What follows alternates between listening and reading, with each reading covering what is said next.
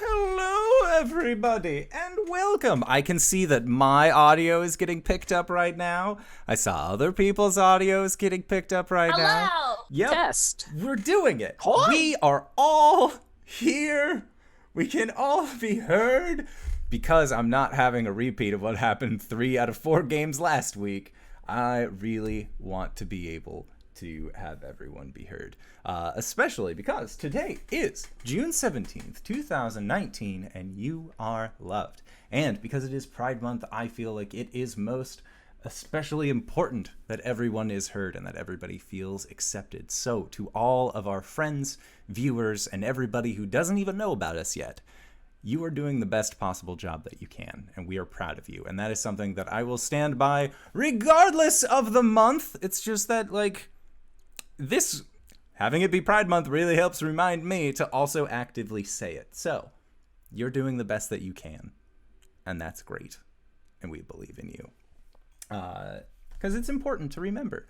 Other things that are important to remember is that Monday, Tuesday, Wednesday, Thursday, 5:30 p.m. Pacific Standard Time here at Indoor Adventures on twitch.tv, we have homebrew games, Curse of Straw, Ghosts of Saltmarsh, community one-shots, and a whole bunch of other stuff. So be sure to come and check us out. If you are catching this for the first time, if you are a brand new viewer, you can go and catch up on our VODs at youtube.com/indooradventures, or you can go to indooradventures.podbean.com, Apple iTunes, or Apple Podcasts /Indoor Adventures, Spotify for Indoor Adventures, and pretty much anywhere else that you can find audio casts, you can find us. If you like the show and you would like to support the show, there are free Twitch subs that you can get from an Amazon Prime sub. You can go to patreon.com/indooradventures if you want to help us out there.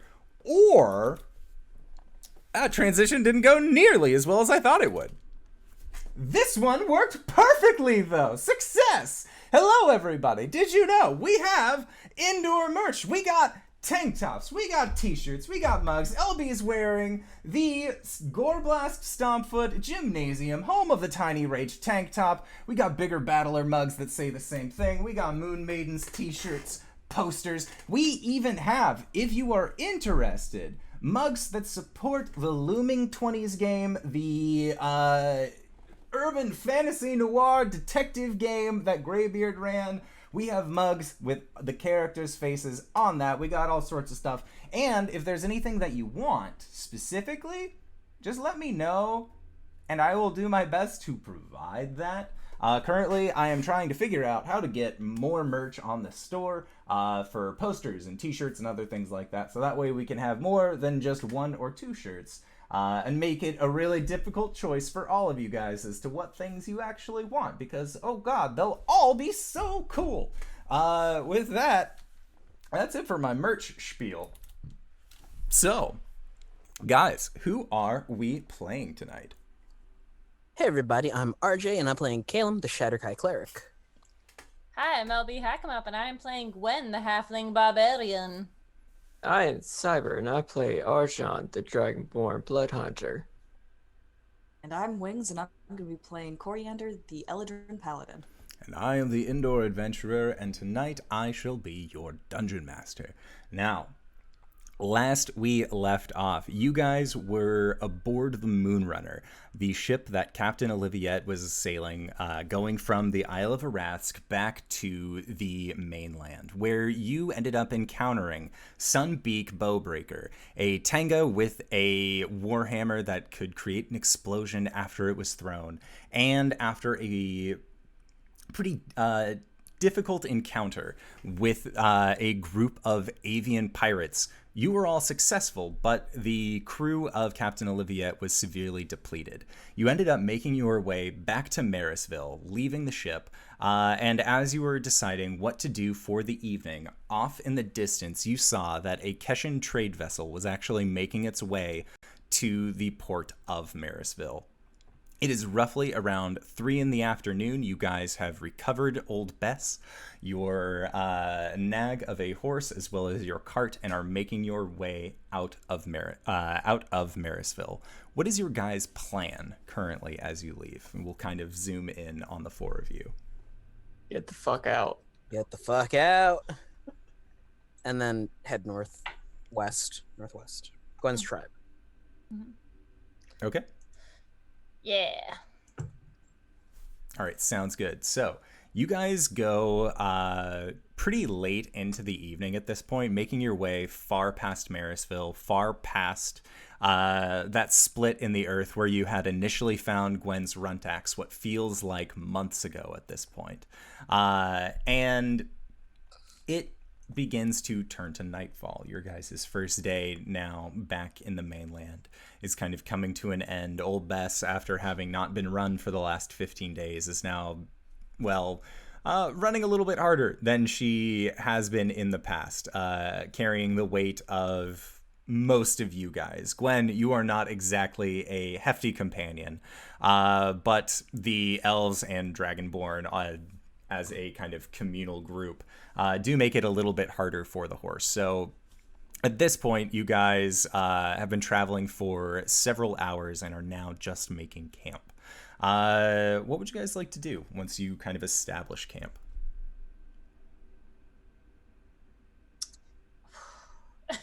I'd like to take a look at the Warhammer.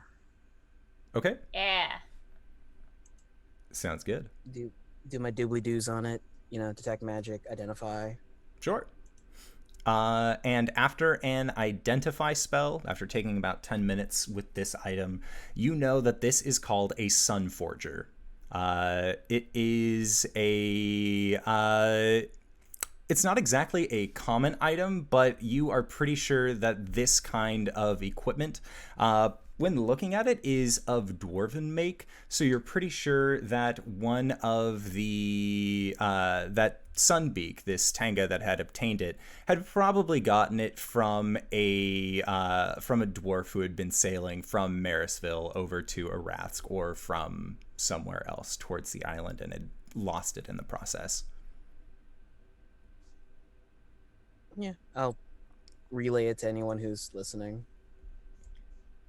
I mean, Gwen kind of reaches for it. I hand it back to her. Like, Everyone cool that I just she places it on her belt. No, I'm sure that can provide a lot of utility, especially along with your really cool ancestral axe. Yeah, the runt axe. Sweet. Here's your sword back there, Cori. Oh, thank you. And she's gonna hand back the long sword. Yep. She'll put that in its scabbard and then put it away. Is there anything you guys want to know before we head up to my peeps?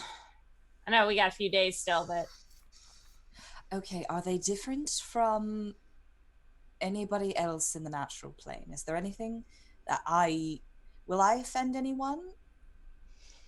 I mean, I don't think you'll offend anyone by being who you are. They're definitely different than most people on the material planes. They're more like me, though. So, I mean, it's not like you haven't met someone like them before.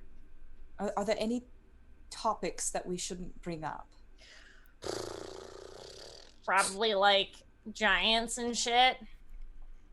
The ancestry, Are they going to be mad about the jewelry thing? The jewelry thing. What jewelry thing? That was a giant, wasn't it? Oh, we're not gonna tell them about that, but I don't think that, I don't know. They're pretty open-minded people. I mean, they did accept a halfling into their society eventually. But yeah, probably shouldn't mention him. How do they feel about Coraline? Do they care about other religions? As far as other religions are concerned, they don't really care one way or the other, as long as you aren't coming into the tribe telling them that they need to follow something new. They aren't really going to care if you choose to worship whoever.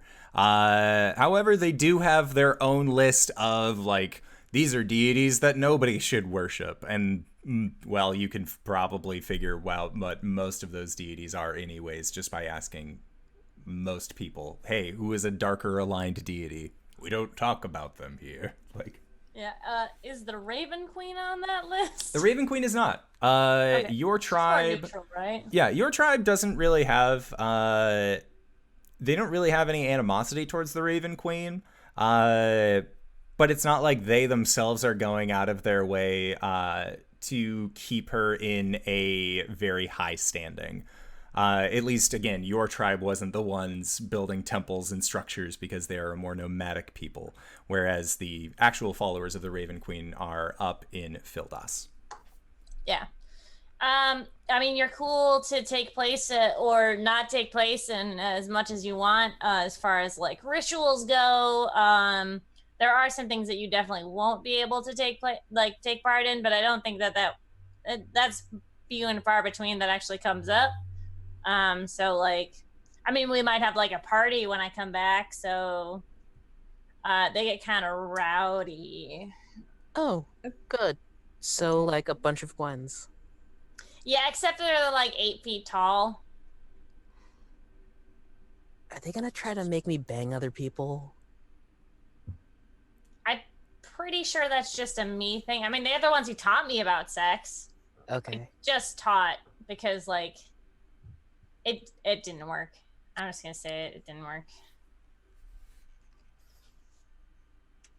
What season should I take? Oh, I don't think it really matters as long as you're not crying. They just won't know what to do if you're like Winter Cori. Right. Yeah, just if you become antagonistic like Summer Cori, you're gonna have to back up what you're talking about. So like, if you don't think you can beat them in a fight, I would just stay away from Summer Cori. Okay.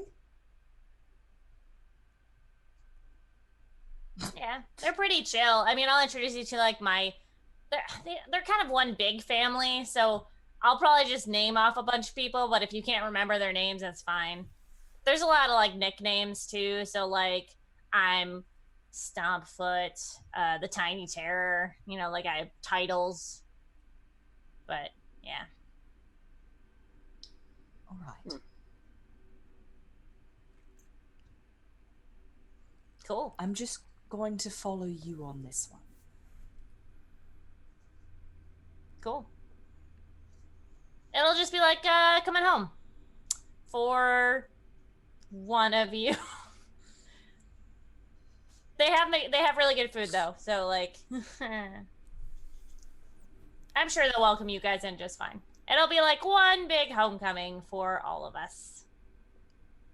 Great. Looking forward to it, actually. Sounds rather lovely. Arshan, make a history check. And this will be with advantage.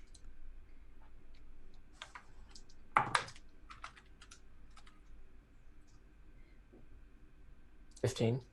So you know that Gwen talking about the society of the Goliaths that she comes from, she is kind of dancing around a pretty big point of note specifically for you, which was their stance on undeath.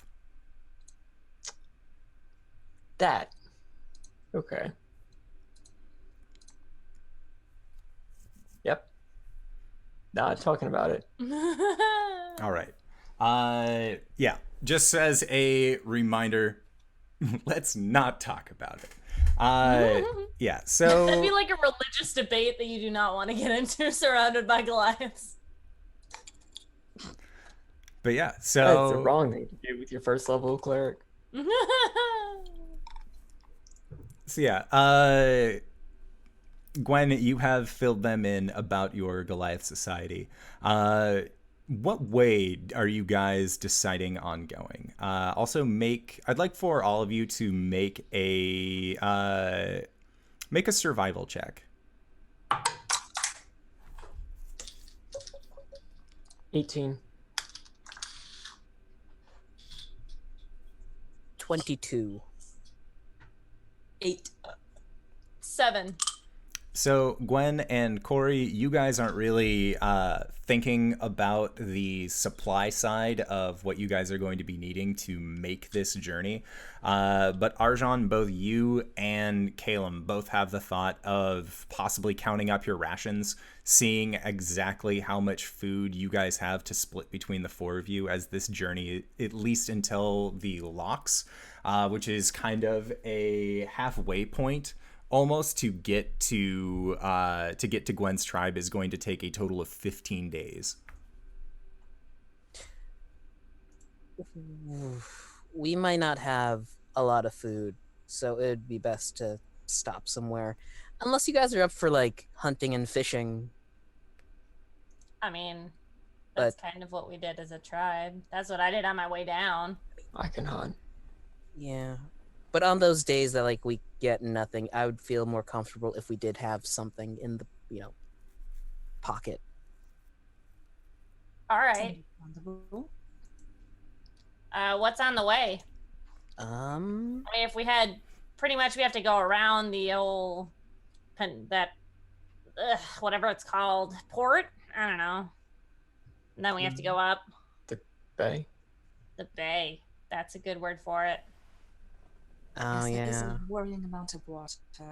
Well, okay, so Oh yeah. Caelum has a map, right? Yeah. Well, looking at it, it looks like there's a bunch of deltas on the way up to the Hollow Locks. And then a river separating that, and I think this is an outpost? You guys want to go through the Hollow Locks? Well, I mean, that's the burn forest that we were trying to check out. Oh right. Do we want to do that on the way? I mean, I heard it was haunted, so like, I kind of avoided that on the way down. I mean, the fate of the plane is kind of in danger. We probably should see how urgent it is. By stopping in the haunted forest. At least doing some reconnaissance. Hey. Okay. Listen, with a cleric and a paladin, we should be fine on undead. Ha ha. Yep. Anyways, I mean, yeah, we could skim it on the way up. We just have to avoid all the rivers. We could also double back through Silk Creek on the way back up. That's Just for not good resupply. through Silk Creek. Let's not go through Silk Creek. Well, Which is a silly place. we can go through Silk Creek to check on JD. I do want to check on JD, but it's so far out of the way. Not really. Isn't it like Yeah. 2 days? Well, we have to go around there's like a bunch of rivers that kind of arc downward into close to Silk Creek. So you have to go past it anyway if we don't want to get wet. How there- far out of the way would it be? Are there bridges? My map Because does not if we show have to that. ford them, then we probably should go around. I should go around. We'd have to Endure. truck the wagon. Kind of here. And Dwarf, to expedite this, can we make a check to see what is the quickest way that we can get either to the Hollow Locks or to Gwen's tribe without getting Cori wet? Without getting Cori wet. Okay, so make another survival check looking at the map. Natural 1. Solid. I mean, Cori didn't seem like she was capable of getting wet inside of the captain's quarters of a boat going across the water. So like, you guys could try and ferry it, see if there's a boat that's going to take you across. No matter what, we're going to have to ford the river and possibly die of dysentery. I have read a book about that. It does I not don't fare know well. how to caulk a wagon. It's a good thing we're all not bankers. That's it. You know, the three type of people: bankers, farmers, and what was the No. other one? Right. It's great that none of us are bankers. Aren't you a banker, Arjan? Aren't you our banker? Treasurer. There's a I prefer the term hordes person. quartz person. Directly looks into camera. A small release date for the Ack Inc. book. The timer starts going down. Thanks, Reeves. Thank you for the sub. But yeah, 2 hours and 5 minutes until it drops on D&D Beyond. looking at the map, you guys are pretty sure that if you were to double back to Silt Creek, it would take roughly about 2 days added on to the overall journey. No. And that's not including any time that you would then spend in Silt Creek, communing with friends, gathering supplies. Is there any place that we can stop for supplies aside from Silk Creek? Can I see if I can recall any places that were on the way? You can. Make a history check.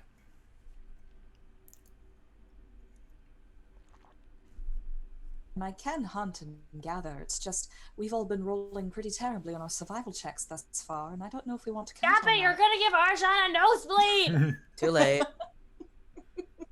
15. Okay, so with a 15, you know that going from the northern sections down to the south, the Hollow Locks really were the primary outpost in terms of trade, and a lot of small little trading posts had actually been set up along the river kind of leading up to it. But ever since the fire came through, that hasn't really been a steady thing that you can rely on anymore, as that central trade hub has now gone. But you do know that there are hunters and traders and looters slash acquisitionists that can be found around the outskirts of the woods that deal not only in meats that they have personally gone out and found, but they also are willing to give you at a reasonable price things that they have taken from the hollowed locks themselves. Yeah, we should be fine. There's plenty of hunters and people on the road that will trade with you. Okay. And if you guys don't mind a smelly deer carcass or whatever we hunt, I can purify it at some point. I don't mind a smelly deer. Does anyone else mind a smelly deer carcass? I mean, that's pretty unsafe, but I mean, if it's purified, it should be fine. All right, cool. I mean, I have like 11 days worth of rations, so I can share too. I don't know how fresh they are, though. I We think can I can purify purify those, those too. Ah, all Yeah. right, cool. Jinx, you owe me a Pretty good. potion of healing. We don't do jinxes here. Only hexes. Only hexes. Okay, let's move on. Oh, I can also purify stuff. That's so Yeah, I'm pretty useful. sure I can But- too. Who's taking first watch, by the way? Yo. That's not what Cori says. I will. Okay. She's taking after Gwen. So, just for the sake of establishing time, for your guys' upcoming travel, we'll just say that the order that you guys are picking right now, unless you specify at a later date, will just be the order that your watches will go in as you travel. Sound good, Cool. people? I'll take first watch with Cori. Okay.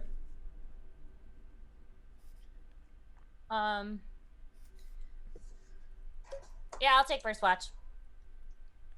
Okay. And then are we doing a second and third watch, or just a second watch with Arjan and Caelum? I'll trance tonight so I can do the second watch through. Okay. Blake, you'll just wake up early, or? I could have Blake wake up during Who's the later Blake? half of my watch. Sorry. Oh, Arjan. She said it. And then it got in my head. Thanks, RJ. Throw me under the bus. Beep beep. Oh, that's a bus. He'll be. Regardless of whether or not Caelum trances or sleeps, he's gonna wake up about 8 hours in and continue to watch.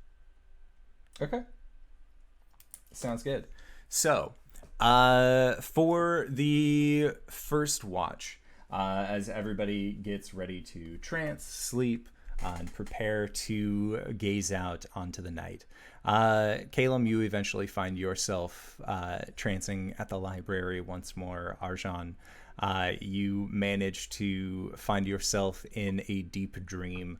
And Cori and Gwen, I would like for the both of you to make perception checks as you kind of just look out into the night. 17. 12. Okay. Yeah, so looking out, your guys' watch goes by completely uneventfully. And then, Caelum, you end up waking up from your trance. Was there anything that you wanted to do while you were trancing? Gonna look for information on the Raven Queen or Okay. any of her like followers. Sure. Make a Arcana history or check. history?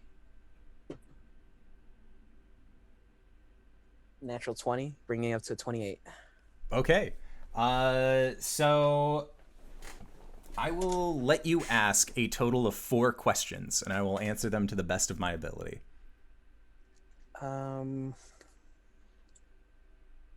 So, who is the Raven Queen? The Raven Queen, as you are looking through the texts, you see that she was a mortal, and you actually find texts that refer to her by a mortal's name, but there is no actual name there. It's like looking at it is giving you almost like VHS static in a small brick. Just directly over it, like some kind of celestial whiteout over the concept therein of that name. But you find out that she was a elven ruler of a kingdom far to the south, and she believed that through the powers of magic that she could create a land of peace and tranquility for all of elven kind. And through her magics, she ended up going past the limitations of the material plane's holdings for magic, and as a result caused the portals, which brought in races such as the Dragonborn into the material plane, as they were actually from originally an alternate reality. And that is when the giants and the dragons had to close all of that off. But she was a powerful sorceress queen who believed that she could help, in a sense. And as a result, she ended up suffering because of that.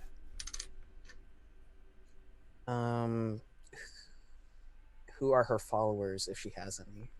The followers that she has are all elves that were originally of different descendants. At least for the most part. The Shadar Kai were elves, wood elves, high elves, drow, any elf really that were that followed her and believed that her pursuit to create this elven land of tranquility was indeed the right choice. However, it was because of their belief that they were able to put in her during this time that they were essentially marked as her followers by order of a celestial dictate. So when the power that affected her caused the rift to the Shadowfell to open that ended up taking her as well as her followers, it was because of their initial belief that they had put in her that ended up sealing them away. And then while within the Shadowfell, the other elves, the wood elves, high elves, drow, as the years went by and they continued their reincarnation cycle, they became the Shadar Kai. What are her objectives? Her objectives are entirely unclear. It seems like she does not have any one prime directive other than to smite evil, cases of evil necromancy, and misuses of the undead.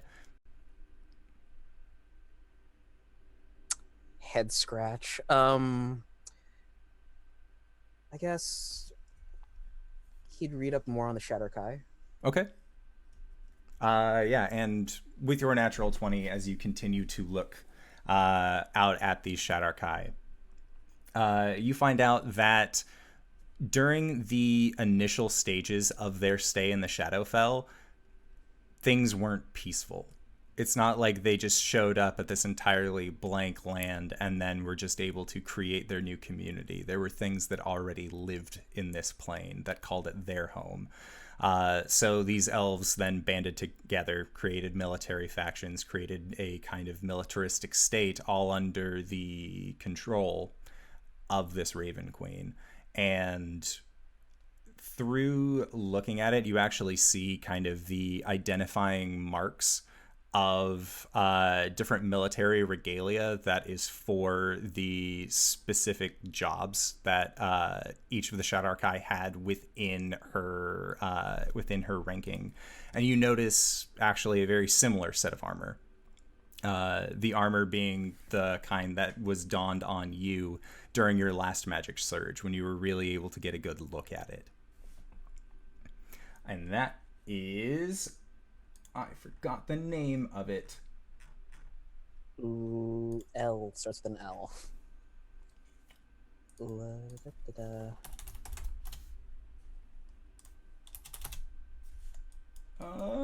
Hold on. I think I pinned it. Yes. It Legatus is... Legionis? Legonis? Yes. The Legatus Legionus. Legatus Legionus is the name of the rank that the armor that appears on you was.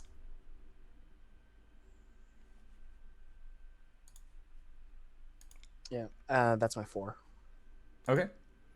Yeah, so that is all of the information that you were able to gather of the Raven Queen this evening.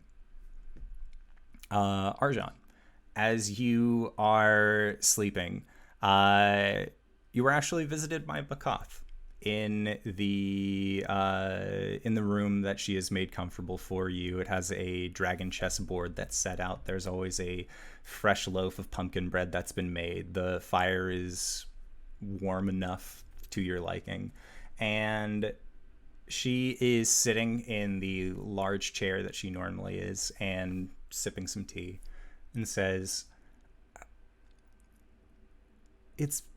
You've been busy, it would appear. Apparently not as busy as I've needed to. What did you hear? Was I supposed to hear anything? The last several nights that I've tried coming into contact with you, I wasn't able to for some reason or another, so I just tried again the next time we were supposed to meet. And Arjan, you would know that 6 days ago, you had stayed up overnight to get the final bits of an order done. And then 3 nights ago was when you were having more, 6 nights ago was your first commune with Njol. And then 3 nights ago was second contact with Njol.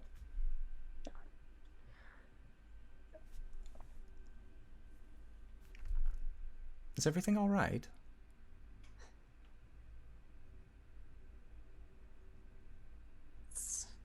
That's a loaded question. Well, how about this? Are you happy with where you're currently at?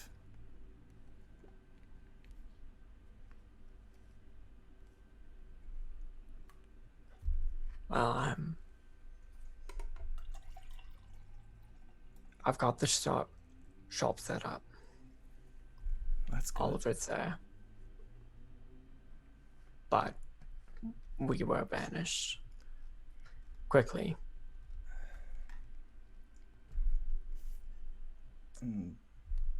For good reason?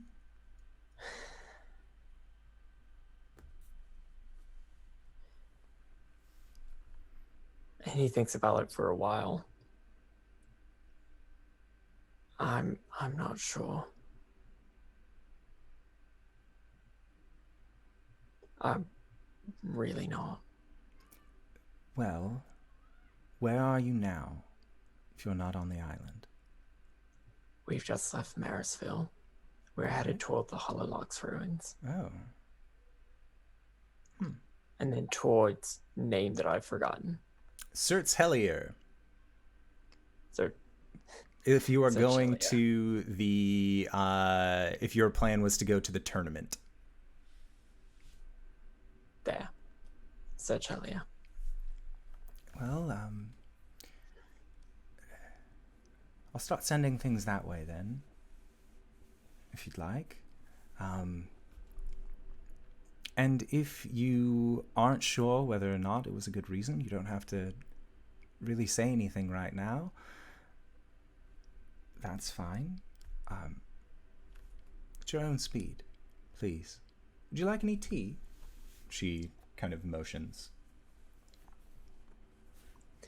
Sure. And I'll make the first move on the chessboard. Okay. And as you continue to play, making moves on this chessboard, she says, I'm going to be a little bit. And I know that we had said that we were going to try and keep this to every 3 days, but well, I'm moving. You're moving. Where to? I'm going to the Gated Glen, at least the southern ward of it. So things are progressing in Shrubhole. Yes.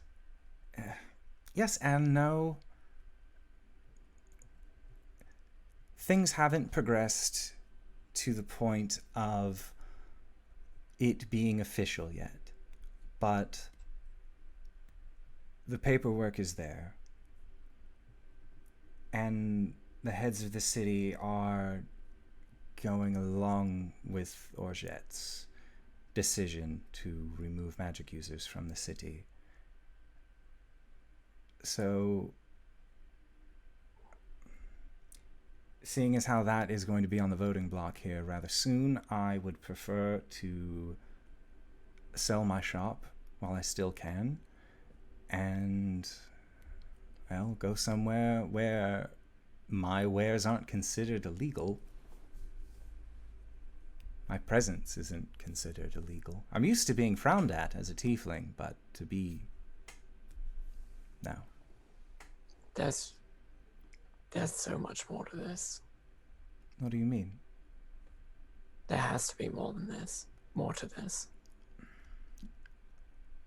From my experience, nothing good ever comes from removing magic. It's supposed to be fantastical, it's supposed to be wonderful, and albeit a little weird sometimes, but... So why are people working so hard to remove it? If I could tell you, then maybe I could actually put a stop to it. And I've tried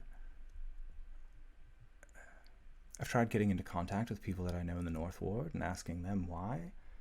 Even tried asking dear friend Sten what his thoughts on the matter were, but he wouldn't let me into his house. And I tried to use magic to message him, and he didn't respond. What about Fang? Fang says. Fang believes that the bar has survived in Shroudport for the last 30 years. It'll keep going. As If best Sid it can. removes magic users, any adventurers that are going to his bar is going to be at a loss. Well, perhaps you should write him a letter and tell him where to relocate. Because I tried getting him to join me in the Gated Glen, but he insisted that a sailing ship-themed bar in the middle of the forest wouldn't exactly be the greatest draw. I could try and bring Mirth with me. She does like it here.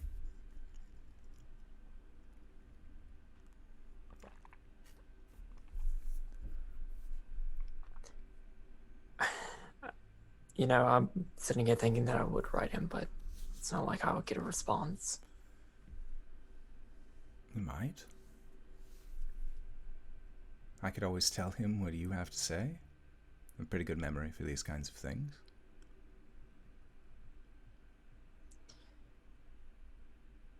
All right, I'll see if I can send something. All right.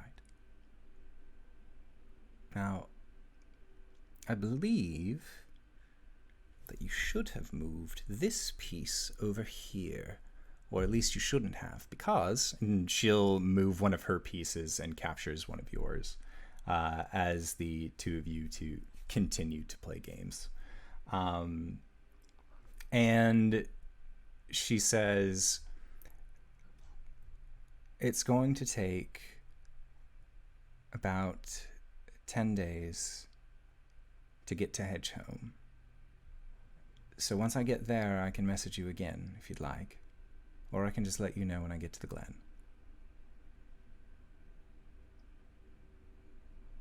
Let me know whenever you can. Whenever you have a stopping point. I'll be sure to do so. And Arjan, thank you. Thank you for just being here to talk. Scruff is good for an extra set of hands, but he isn't exactly the most vocal of company, to say the least.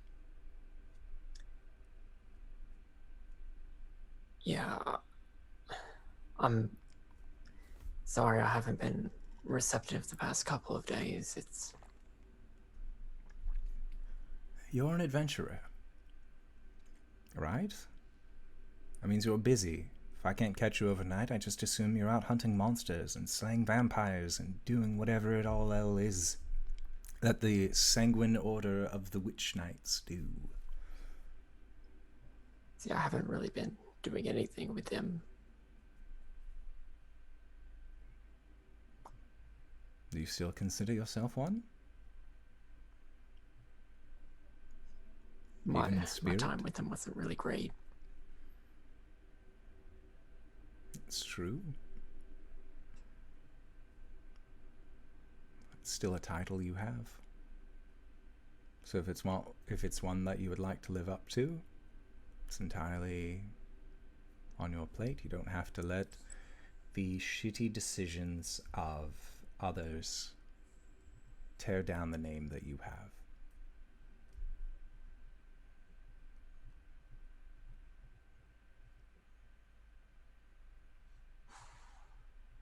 You know, you're right.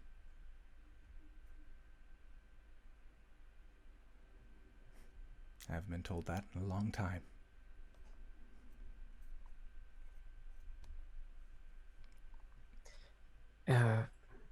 We're actually going to be passing by my former sanctuary whenever we're heading, where we're heading. I was more hoping to avoid it. I still definitely think that we should. But you're right.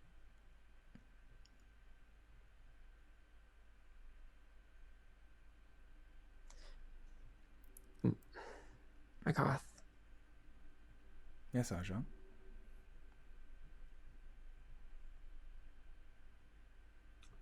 I can't remember if I asked her about Tiamat. I don't think you have. Like specifically, I don't believe that you have asked her. Specifically the name Tiamat. Yes. What do you know about the goddess Tiamat?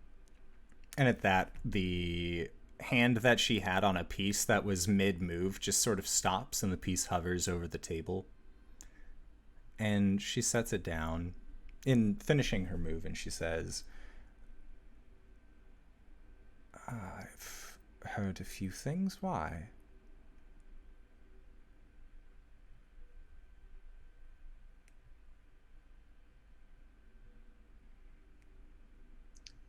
What are those things that you've heard? Well, I've heard that she's the mother of all chromatic dragons. I've heard that cults dedicated to her pop up like an invasive species of grass. Just as much as they possibly can, they seem to venerate these creatures. I know that she's powerful and lives in the Hells. I didn't exactly do a whole lot of research. I know that she has a brother, Bahamut, god of the metallic dragons, and that some believe that they came from the same creature long, long ago.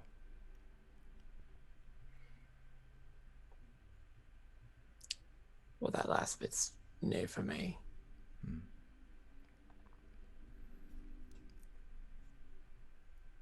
If you'd like, I can look up more about her.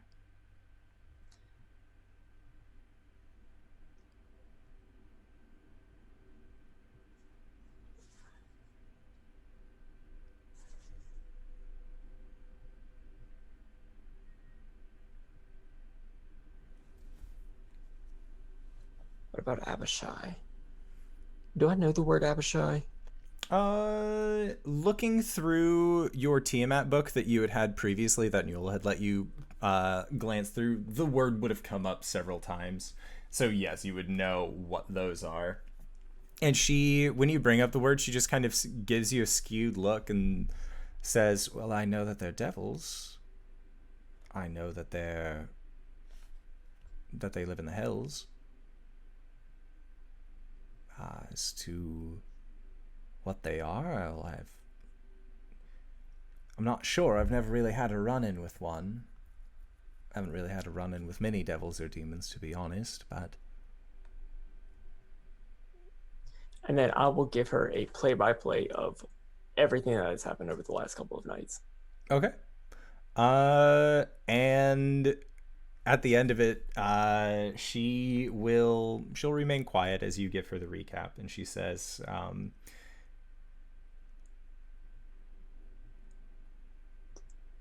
are you sure this is a wise idea?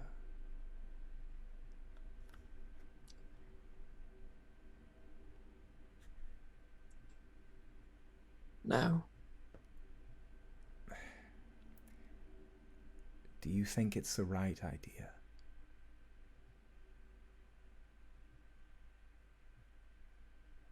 Because whether or not you think it's wise and whether or not you think it's right can be two completely very different things.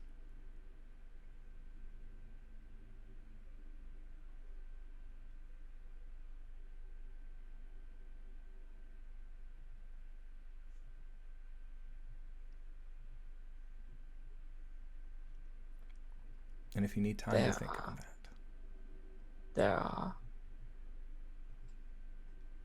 many things, many beings out here who have claimed to have some sort of stake or claim on my soul, who have offered things for power.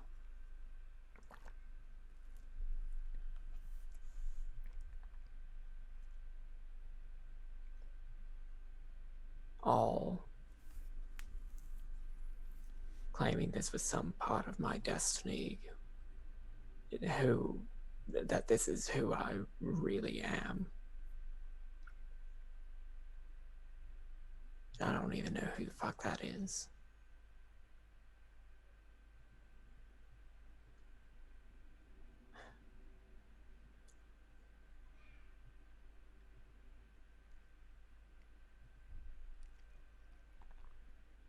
But, and I'll move another piece on another side of the field.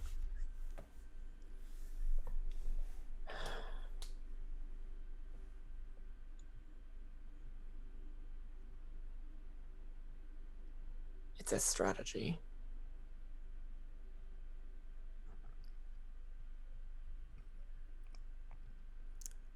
I respect that.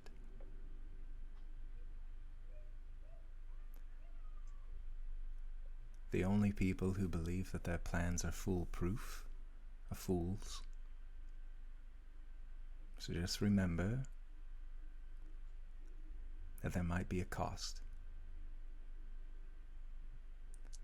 looking back at the field, I've definitely left myself open. And she notices and moves her piece in to capture your main tower. And she says, and with every cost, there's always a price to pay. Whether it is a single piece or whether it's the game.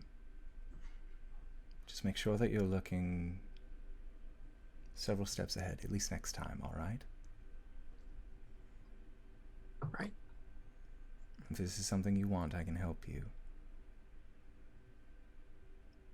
I can look more into this. We can approach this in a safe way.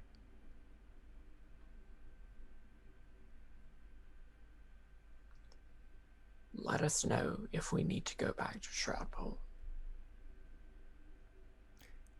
I'll keep my ears open.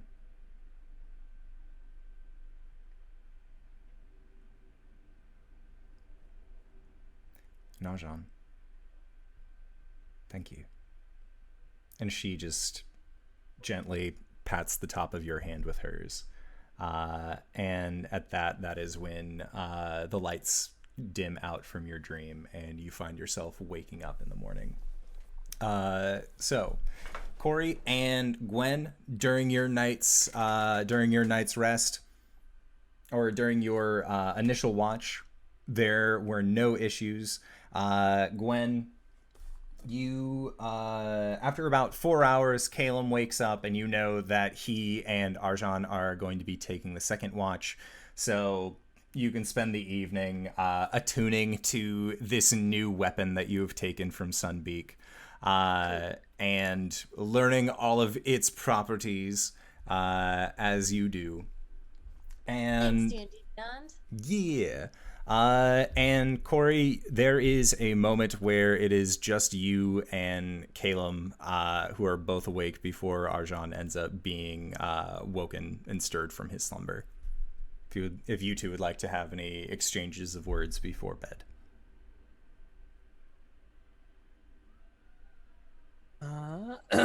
God dang it. Without basically repeating everything that was said about the Shadowfell and the Raven Queen, I think we talked about that, and Yeah. just sort of compare notes on what Cori knows about and what he was able to find out. Okay. And Cori, based off of the history roll that you made at the end of last week's session, you do remember the gem that was used, that Caelum had made to take the portrait snapshot with you and Oliviette. This was the gem that he had said he had managed to put back into the memory container, but instead you saw him use it to overwrite it and create a new memory for Oliviette. If you would like to divulge on that at all. Sure. So we finish up talking about the Shadowfell, Raven Queen, etc., for a little bit. Oh, speaking of memories, that gem that you used to create the portrait for Oliviette, I thought you put that back. Takes a big swig of tea. Oh,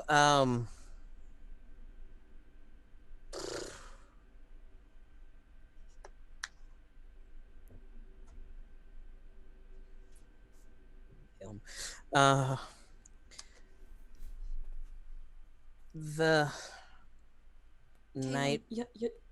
You're not in trouble or anything. It's your memory. You can do whatever you like with it.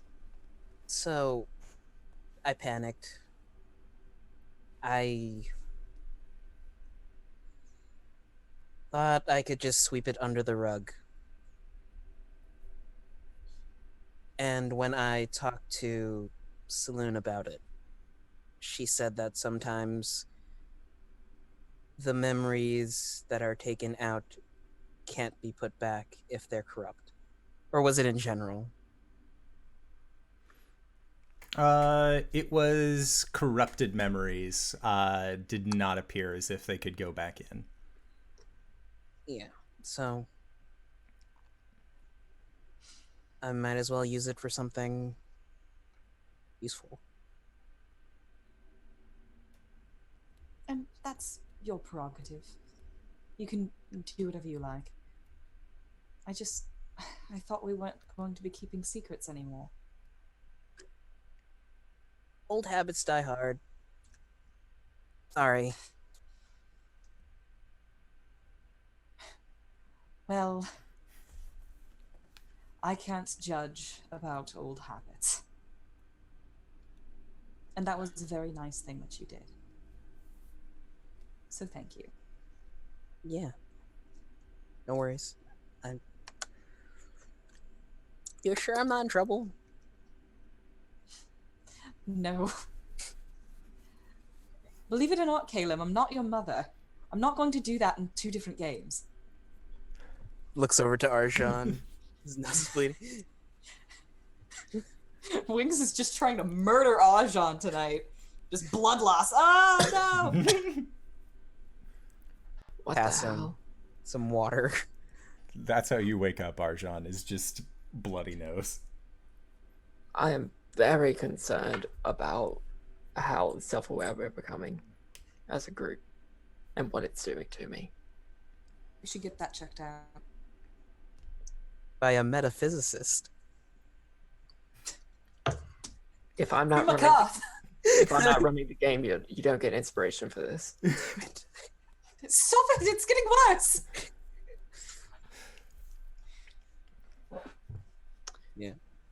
Cam will tell Cori good night. Go back Yep. to writing in his book. Okay. And then it is just Arjan and Caelum up until sun. So I would like for the two of you to make perception checks as you gaze out into the night. 6. D3. Okay. So Caelum, you are having Moonin, your winged cat familiar, lest we forget, familiar, currently up just sort of scanning around, making sure that nothing weird is entering near your guys' perimeter while you continue writing in the book. And Arjan, damn your lack of night vision. Having a watch when it is dark outside makes things very difficult, but you are trying to be as aware as you guys can. Would the two of you like to have any interaction before the night's watch ends? General chatting. All right. So, as you guys are having your general chatters and just kind of enjoying this lull point in the evening, Gwen, tonight is a night for dreams. As you are passing out, you hear the sound of the far off ocean just kind of rolling and roiling on the beach, and you eventually find yourself feeling warmer, which is nice because it has been very cold out. And as you kind of open your eyes, you see that there is a large bonfire set in kind of a sandy pit. And sitting with a large meat shank, again, grilling over the fire, is Grayskull, your spirit companion. And he looks at you and says, "Hey, short stack, how's it going?" Hey, what up, dude? Just gonna go and do the hand slap thing and... There is definitely a How's that? secret handshake that has been developed between the two of you. It's like when we're walking and Gwen's not talking to anybody, we're like just adding stuff to it. Oh, yeah. Constantly. It's a good 10-minute handshake. Yeah. Hey, so what's up, dude? What's going on? Well, nothing much, really. I saw that there were those big bird fucks that you guys fought the other day. What the fuck was that thing that guy had? He looked through dude. his fucking hammer and it exploded. What was that? Do I have it? You do. Oh yeah, dude, check this the fuck out! And she like stamps it on the ground, and she's like letting him take it in all of its glory. And she's like, all right, check this out. And she is going to throw it and let it explode. Okay, how far can you throw this item? like me for my strength? It or says like, in the item's description how far it can be thrown. up to 120 feet. Yep. I will So do that. so kind of off on the beachhead, you see like cardboard cutouts of really shittily drawn orcs with like kind of like faces that are all propped up. And as you swing this hammer above your head, around the side, and how are you swinging it? Or are you just like a single throw, no wind up? Hammer. Okay, as you send it flying, you watch as this hammer, unerring from the ground, just goes in a straight line until it reaches the center of all of these figures, and with a satisfying you watch as all of those cutout figures explode, and Grayskull's eyes get wide. Just, oh, what the shit is that about? Do it again. Do it again. Okay, do I have to go get it? As an action, you can summon the Warhammer to your hand. All right, cool. Goosh. It's back in her hand. So there is a beam of glowing light in your hand that extends out into the size and shape of a warhammer, and it's almost like magma begins to spill out from that light and hardens and coalesces back into a warhammer. Hey, Grayskull, Yeah, what's up, buddy? am I doing magic right now? I think we're doing magic right now. This is incredible. Okay, one more time. Whoosh. And as you go to make an attack roll. Okay. Is this a dex-based attack? This can be strength. Same way javelins are. Okie dokie. That's a 18. It goes about 30 feet and then sinks into the sand. No explosion. Aw. Just, what? Well, it's not very magical. No. Uh, Maybe I can only do it like once or something. Yep, you can only do it once per long rest. What if I am long resting as I'm... But Grayskull, though, ends up looking at this hammer and kind of testing it in his hands a couple times. Does a few practice swings. This thing's fucking nice. We get things off the bird people. I don't know. I don't really care. It's ours now. Yay! And he bends down enough and like puts his chest out in a way that you and he can chest bump, even though he is a much more imposing figure. Yeah. So like, what have you been doing? Honestly, I haven't been doing a whole lot. I've been watching you. God, I hate boats. I hate them so much. There's nothing to do. Yeah, it's really boring. I can look at the ocean, but that's why I lived in the mountains, was so I didn't have to look at the goddamn ocean. Yeah, right. Well, we're going back there. We're going up north now. We're heading back to the tribe for a bit. Oh, I want to shit. show them you. Huh. What? Wow. Why are you making that face? Who did you say was the leader? I mean, when I left. Yeah, when you left. Let me just look at my goddamn notes. Google Docs. Oh. D&D Beyond. Ugh, someone have that on D&D Beyond. Gwen. Mostly asking, because remember how I was saying that, you know, like, oh, you should have seen the other guy when we first got together, how this whole thing happened. Yeah. Now, like, none of the members of your tribe are possibly related. It's Vulgar, the bear warrior. Right, he's good. I think. I mean, it's well, I mean, honestly like, been a she would- while. Yeah, I mean, I haven't been there for like a few months. I assume he's still in charge. I mean, she was still the mother of spirits over Alright. there, and That's fine, as long as Chua is there. yeah, We're cool. Yeah. Yeah. And then Chorizo, he was my brother, dude. Yeah, yeah. That's the chief's son. And then I guess the only one you might have a problem with is Harris, Eyes of Thunder. He was an asshole. Fuck. What? No, he and I will have a problem. Do I have to hide you? No, you don't have to hide me. Just like, I might not be as vocal as you might have expected me to be during that time. Dude, I mean, like... I'm dead. What can he really do? Exactly. You're a spirit guide, man. You're, like, way above him. Oh, He's just a fucking captain. No, see, it's not necessarily him. But, like, his ancestor. So if he has the same thing that we got going on, and then his ancestor... Right. See, that's where my whole distinction with this comes in. Right. Well, I mean, maybe he's a puss and never really grew into it.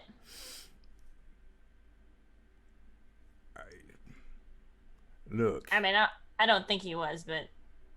No, he's pretty strong. From what I remember, he was pretty tough. I remember I asked him if I didn't present myself in the same manner as I presented myself to you, towards him. Wait. Did you? Was that not your first pick? Look. Bryce, what the fuck? Look, okay, so there are a lot of Goliaths out there. There are a lot of people who have the same kind of mentality. Now, I'm just saying, afterwards, and when I really, because that's my problem, right, is that I don't really think about things as I say them, and then I back myself up in, oh my god, I did it right now. I back myself up into corners. How many? How many were before me? All right, let's Skull? not. Look, I've been dead a long time, okay? I mean, not that long. Come on. I've been dead a couple hundred years. What the fuck? Yeah, that's like 3 people. It's been about 10, 12. What the fuck, dude? Look, son, they don't always live as long as you have. Okay? Sometimes we do really stupid things together that seem really fun and rad, and then they join the spirit company. But you've been doing absolutely great this whole time. So why didn't you go with Huas? Oh, he said no. He said He said no. Why? So remember when I said you should have seen the other guy, and then that guy's actually related to Thunder Eyes? Yeah, he went with a family relative and not me. I mean, that makes sense. Was there anyone after him before you came to me? Well, this meat has been absolutely cooked to perfection. We don't keep secrets, dude. You're literally in my head.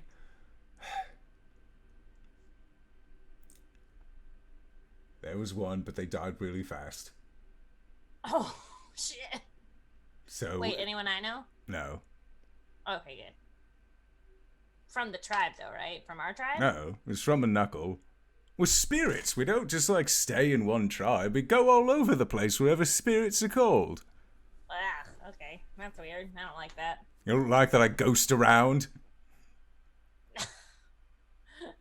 Dude, as long as you ghost with me, I don't care. But I am kind of, what? How long ago was this, how long ago did he call on the spirits? Oh, I think it was 2-3 years before you got your marks. Really? Did he have a spirit guardian the whole time? Or was he just waiting? He might have just been waiting. I don't know. It's not like I would go out and talk to the people who scorn me. One Right, and done, my friend. You turn me down, you ain't getting this ever again. Aren't the spirits connected though? The spirit realm you're in, can't you talk to people? Aren't everyone on the material plane connected? Can't you just go and talk to people? What if he's on the other side of the fucking sea? Well, you just sent a letter. Yes, I'm a spirit, but that doesn't give me instant spirit communication powers with everyone else who's dead. All right, don't get offended here. I don't know how it works, all right? I just assumed that you could, like, float around or, like, apparate or shit. Oh, I'm That's a tied to big word. you. Oh. So you just go where I go? Yeah, at this point. So, like, if I go in to the tribe and there's other spirit guardians there, can you, like, mingle in the spirit world? Probably. Cool. I mean, like, I have a little bit more friends now. Every once in a while. Yeah, every once in a while. Hey, a weird question. You know my dragon friend? Yes? He kind of has, like, a spirit with him, right? Yes. Can you talk to him? Like, is he here? Well, I mean, not here. Oh, he's not dead, is he? I Is he dead or alive? think he's dead. I'm pretty sure he's dead. Uh, Tarlayan? Big old dragon dude? I feel like you'd notice him. Oh, shit. No, like when we got thrown over the boat, was that like the big wings and scary? Mm-hmm. Yeah. No, I can't talk to him. Oh, okay. That was cool. Any of my other friends have any, like, ghosty things following them? The one with the orange hair, no. The one with the black hair, yes. Oh, like the little Yeah. duder? The little one. Yeah. But he has, like, the cat thing? Or, What? like, something else? Oh, it's the... You talked to her that one time. It came from the shield. Oh, shit! That's right! Oh, I forgot about her. What's she like? Oh, I can't talk to her, I just know that she's there. You asked me if any of your friends had spirits, not if I sit down to tea and luncheon with them. I thought this was, like, you know, a revelation, but I guess I just forgot. I'm sorry, I'm disappointing. No, that was my bad. I forgot about that. Plus other things that I may or may not be privy to that just happened. But, so... if you could talk to her, like, can you talk to her? Maybe. Can you try for me and just, like, see her intentions? Sure. Cool. Next 'Cause time, do you know when next time we'll see her is? something about moons. Fuck. I was never good at keeping track of which way went which. I don't know. I man. just know it goes all dark, little bit of light, lots of light, little bit of light, all dark again, and then it Right. repeats. Yeah. That's like the moon cycle. I know Cori's all about that. It's I thought she cyclical. went to the moon, right? Oh shit, yeah. No, that's and what the she Earth was is saying. round. Don't believe that. Not for a second. Your friends are full of shit. I know. I don't know, man. I kind of need to see it. Everything looks pretty flat to me. Look, if I can go around the world in a particular amount of time, say 80 days or something, then yes, maybe I will believe whether or not this world is round. But until then, edge of the map, edge of the world, going to fall off, going to die, and little one, we've been through this. You've survived better than many, many, many others. What's the longest that somebody survived with you as their spirit guide? So, Gwen, Yeah. remember how we said we wouldn't keep secrets from each other? Yeah. Oh, what's that? I think she was calling me. I better get going, Gwen. Goodbye. It was nice to see you again. And with that, Starts walking away. walking away, kind of fanning his hands back, and as he does, you could see him kind of just like looking over his shoulder, very, very much a guilty look on his face, as your dream fades. Ah, son of a bitch. Why am I the best Goliath I know? And as you ask yourself that question, you hear very reassuringly. Because you believe in yourself, little one. True that. Yay! And that is the end of your dream. So yeah, you guys all wake up feeling well rested, ready to set out about the town, or at least out onto the road. And that is where we are going to go into our break for the evening before you guys actually set off. So I'd like to say thank you to everybody who has decided to come out and help support the show. We are going to try and be back in 5 to 10 minutes. So don't go no place unless it is to grab a food, grab a drink, grab a friend, possibly go to bit.ly/adventure marriage, pick yourself up something nice, or leave us a review or a rating on an audio cast or video cast, because stuff like that really helps our algorithm and helps get the word out about our show out there, so we can beat those indoor air conditioning repair podcast people, because that's what I want this year, is to defeat them, my ultimate rivals.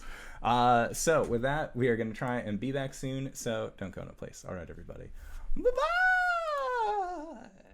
Hello, everybody. Steven! Oh, what the fuck? I must ask you a question. Oh. What is it? What do dragons eat with their guacamole? I have no idea, and I'm terrified. Tortilla mat.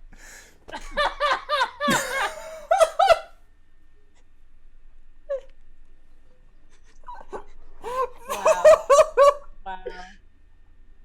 He's getting so red for the audiocast listeners. That's so fucking stupid. I love it. I would like to thank Crit Roll Snacks. Oh my god. Whew. Thank you for that. Tortilla man. Backside. All right. That's for my friend Tortilla Man. Praise her name and her 5 different sauces.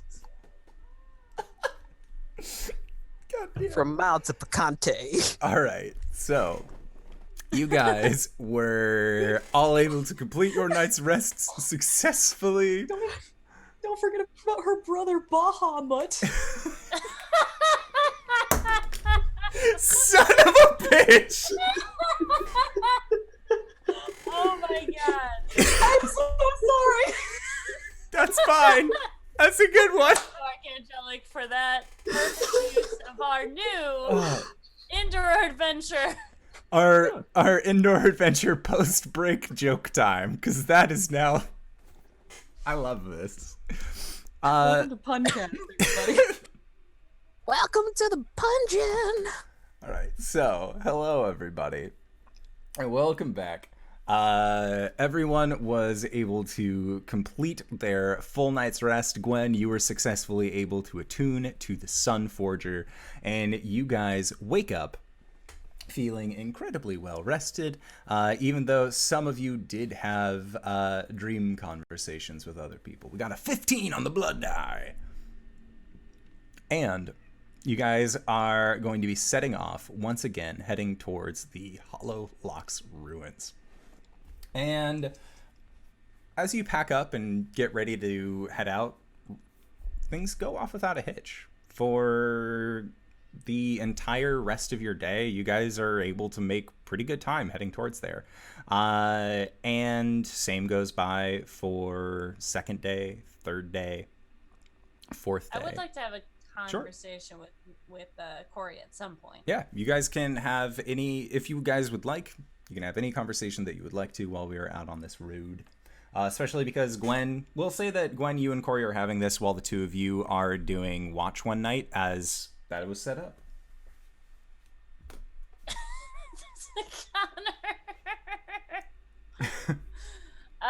So as they're, Gwen's like whittling something, she's gonna just, hey Cori. Yes, Gwen? Remember what we talked about like a while ago? We've talked about a lot of things, Gwen. Your friend in the Feywild. Oh, yes. No, yes, I remember that.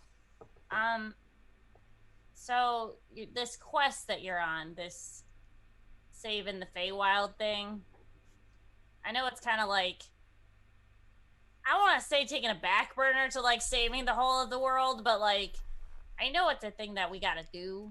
And I guess, do you know how you're gonna do it? No.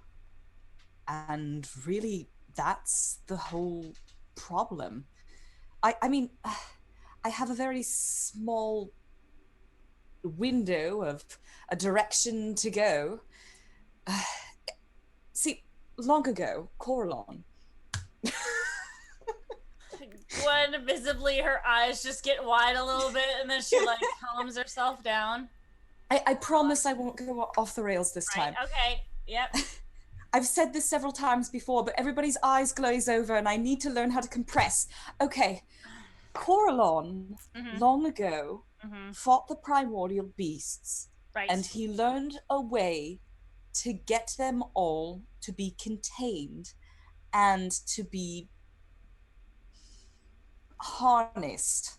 Okay. And they became the seasons as we know it. Right. I need to find out what Coralon did to tame the beasts so that I can do the same thing to the primordial beast of winter that has possessed my friend. Right. Any, like, have we learned anything about that at all? Right. No. And Caelum has nothing in his library, and Rask didn't know anything about it, and that's the most ancient thing that I found on this plane, and right. It's fine. We'll figure it out. Right, but that's kind of a ticking clock situation, isn't it? Oh, I hope not. It's supposed to be, like, time is supposed to be moving slower in the Feywild, and things are kind of all right for now. Your parents have told you that? Not necessarily. My father's actually told me it's getting worse there, but it's kind of all right for now. It's much better than it could have been. Right. So, I guess, is that something you think that I could help with? Like, actually be able to help with? Or is that, like, over my head sort of stuff? It's all magic and bullshit. It's over everyone's head for now. Well, I know it's something that you have to do, and I know it's something that is going to be emotionally and physically hard. So, I guess if it's something you think I can help with, and she kind of like stands up and puts down her axe and stuff, and she takes her hands and does this like salute thing, and she kind of like gets down on one knee and she says, Coriander, what's your full title? We don't have time for my full title. All right. Coriander will work for now. I, Gwen Stompfoot, the Tiny Terror, pledge my loyalty to you in this, your time of need. And I promise that I will help you in either defeating your foe or containing the primordial beast within him.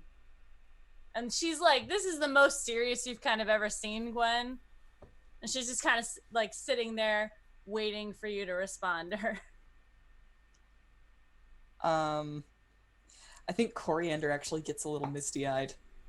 And she'll wipe away a tear and kneel down next to Gwen and say, what am I supposed to say? I mean, you have to accept it. Oh, Gwen Stompfoot, I accept your pledge. Sweet. All right, cool. Now we have to, like, cut our hands and spit on them and shake. Oh, okay. No, I'm kidding. We don't have to do that, but I appreciate that you're willing to. I mean, that's... You need to understand, that's not that far out of my purview.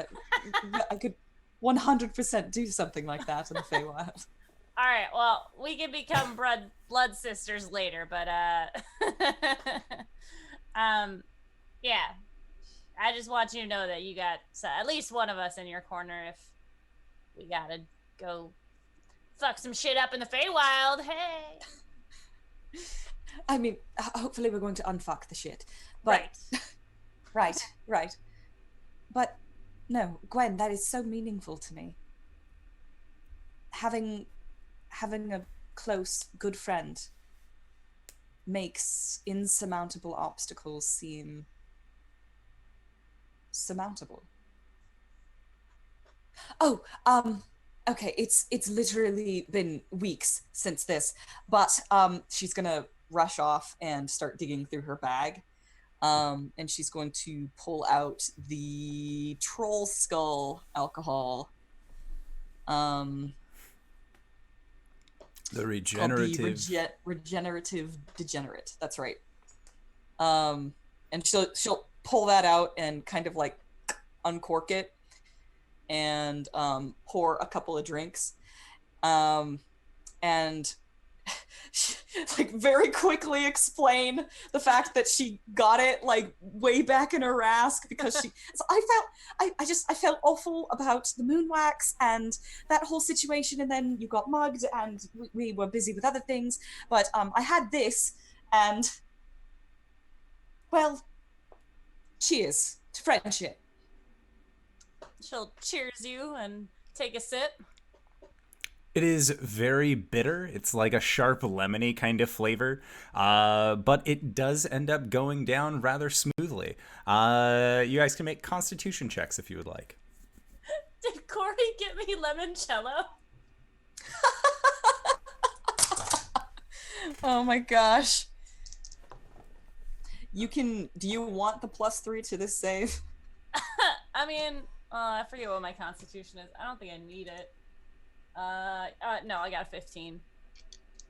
I definitely need it. I got an 11. Okay. Yeah, so Cori, as you take a sip of this, it definitely feels like there is more to this drink in terms of like liquid mass. Like as soon as it enters into your gullet and into your stomach, it feels like it is definitely a 2-for-1 kind of shot. And Gwen, this is delicious. This tastes like candy for the most part. Holy shit, Cori, that's awesome! Where'd you find this? Oh, I have it in my notes and I would remember it. Because he was the nicest man. And he helped me an awful lot trying to find something that you would enjoy. Spirit something. Spirits Renewed. Spirits Renewed. That was the one. He's a very kind man. That's awesome. And I'm sad that I'll never get to see him again. Yeah, dude. Maybe we can get it like sent in or something. So we're just going to have to make this count, and she'll like kind of slosh the troll skull a little bit. Yeah. Okay. And As she'll, you like And then punch. present it to Gwen. Wait, you're giving this to me? It's yours. Gwen's like so excited and like her eyes just like a little bit of water, like you can see they're like glazed a little bit. She's like, oh man. She's so happy. Gwen, roll a Did I do d6. good? D6.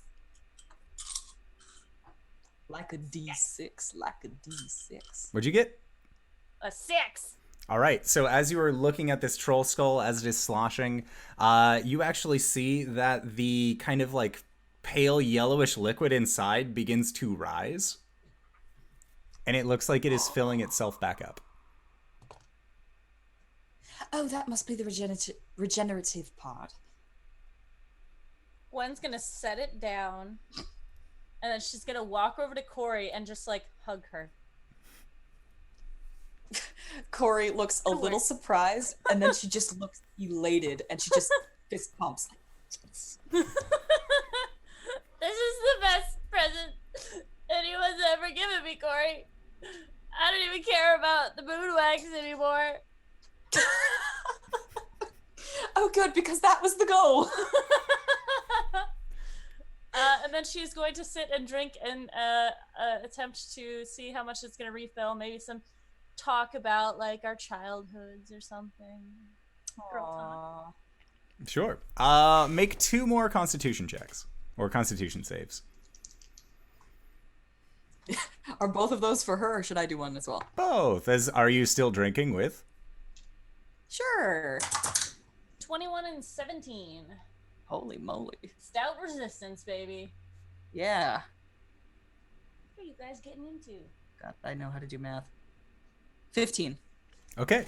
Yeah. So it's fine. You guys go pretty hard on this skull, and get to at the point where it's maybe about like a quarter left inside of it. You can still keep drinking if you would like. Nah, I mean we are on watch. Yeah, technically. Is it Whoops. does it refill after like every time it goes down, or You aren't sure. Actually, at this point, you would see Gwen roll another d6. It's another 6. Okay. So it looks like it begins to try and refill itself about a quarter of the way every hour or so. Sweet. interesting. Do I remember whether or not he told me exactly how this works? He was non-specific as to how this worked. He just said it was a booze that occasionally filled up sometimes, and you said, "Perfect, I'll take it," and ran out the door. All right. Wings is concerned that if we empty this, it won't refill itself. But I don't know if Cori is smart enough to figure that out. Who knows? Is this something in D&D Beyond that I should add, or should I just add Troll Skull? Just troll skull. There's no magic item for it or anything listed. I have it down as the regenerative degenerate. It cost 40 gold pieces, and it was a troll skull alcohol from Spirits Renewed. I could have just clicked on it. It would have told me. Cool. Give myself more credit than... I'm just gonna say that Gwen has this now. Yeah. Gwen has this now. Don't remove the item. Parentheses. Just say Gwen has this now. Yes. Well, I want to know. I want to know what's going on with that. All right. That's it. That's all I needed. Yeah, we passed the night getting white girl wasted on limoncello. Sounds good. Yeah, and Caelum, when you and Arjan wake up, you see that Cori and Gwen have just been exchanging drinks out of what looks to be a troll's head. Like, it's a skull, but still the head of a troll. Should I be concerned? Arjan, you're really handsome. Did you know that?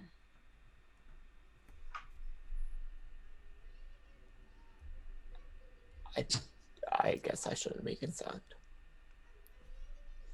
You guys go to sleep.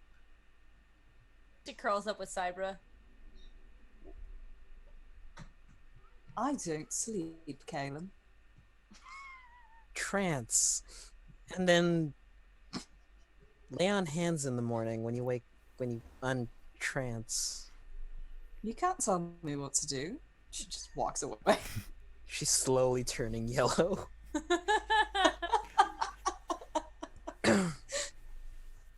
I trance under the moon. Okay. And then Arjan, would you and Caelum like to talk about anything before moving on to the next day?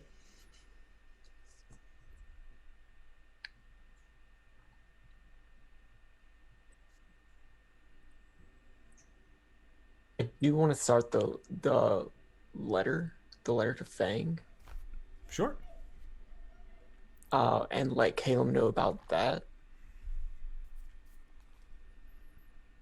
Are you going to be telling him about the situation with magic in Shroudport? Yeah. That's not the best. No. call me paranoid, but I feel like there's a bit more to the story there. Yeah, well, we're not there to dig any deeper. I hope Makoth's move goes well. I hope Fang stays okay. Has this been discussed among the group?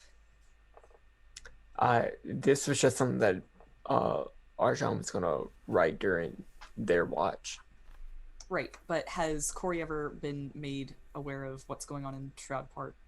Shroudport, as far as it will be coming up over the next couple of days.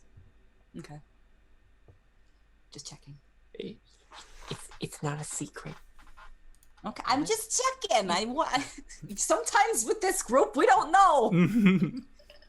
Just, I don't know. Was it ever mentioned the shift in power? Like, why was there this like ban on magic, or is it just like magic's bad now? Meh. She told me about that. Yeah, it was a shift in power. That the citizen Orjet Ravenholt became the Lord Protector through what seemed like a standard legal proceeding.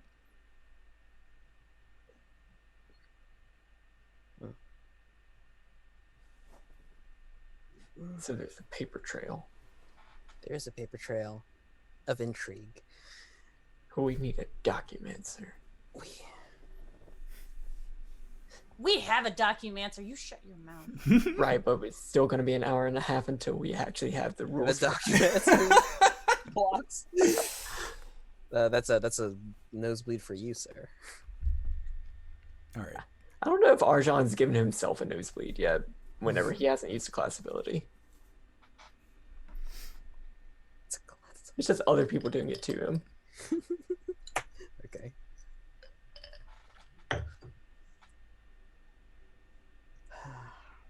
Yeah. But that's all he wanted to do. Okay. Yeah, and then the next day, your guys' watch goes by again uneventfully, and you begin heading out towards the forest. And at this point, you know that you've been traveling for roughly about 6 days at this point, and so you are getting closer to the deltas in the bay that kind of separate the lower half of Alira to the top half.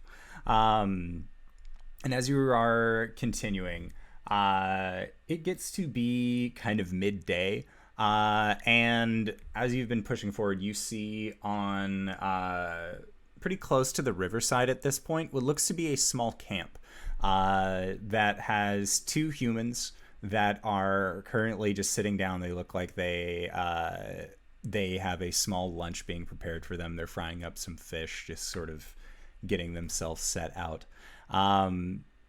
And as you guys are getting closer, one of them ends up kind of like looking in your direction and says something to the other. And then the 2 of these humans just kind of take stock of your group, and one of them ends up calling out and just, "Hail, travelers! If you don't mind us asking, where are you going?" What's up, bitches? And they both just kind of like put their heads back, like, "What, bit? You?" And the other guy's like, "Oh, She fuck means you." that in a friendly way. Hail, travelers! You guys don't say sup bitches to everyone? Is that just a thing I Would do? you like to join us for lunch? Everyone isn't a Goliath, Gwen. It's canon now. Yeah, sure, dudes. What you cooking? Just some fish that we've caught from around here. Nothing too special, but we have more than enough to share, so please make yourselves comfortable. And these fishermen they look more like hunters as you guys get closer to them. They seem to have more of the trappings of people who go out into the woods more so than into the water. And they introduce themselves. One of these humans is Gregor, and the other is Dallin. And Dallin was the one who introduced himself to the group of you. And he says, so, and after a while, there's food prepared and exchanged amongst you all. And Dallin says, so, where are all of you coming from? And dare I ask, where are all of you going? We came from the south, and we're going to the north. We just got off the big old island place. Oh. I've heard it's beautiful there every time of year. Is it true? I've never actually left the mainland before. Oh, yeah, I mean, it's cool. Yeah, climate control and everything. Oh. Yeah, the dragon's kind of human? No, he is a dragon, right? It was confirmed that he's a He's a dragon. dragon. Okay. I don't ever saw Absolutely him is a as dragon. He just has a humanoid form that he likes to present every now and then. fucking weird. And Gregor just kind of nods, and I've heard it was a dragon who ruled over that island. I assume that was the case. Where are you guys going from and to? We are from Woodfall. We are acquisitionists. Go out, make sure that people have everything that they could possibly need, and then we make sure to sell it. Not necessarily to the highest bidder, but if you are looking for anything from deeper in the woods, we are your people. What news do you have about Hololocks? I would not go there if I were you. For There What were reason? 8 of us who set out on this journey initially, and Gregor motions to Dallin.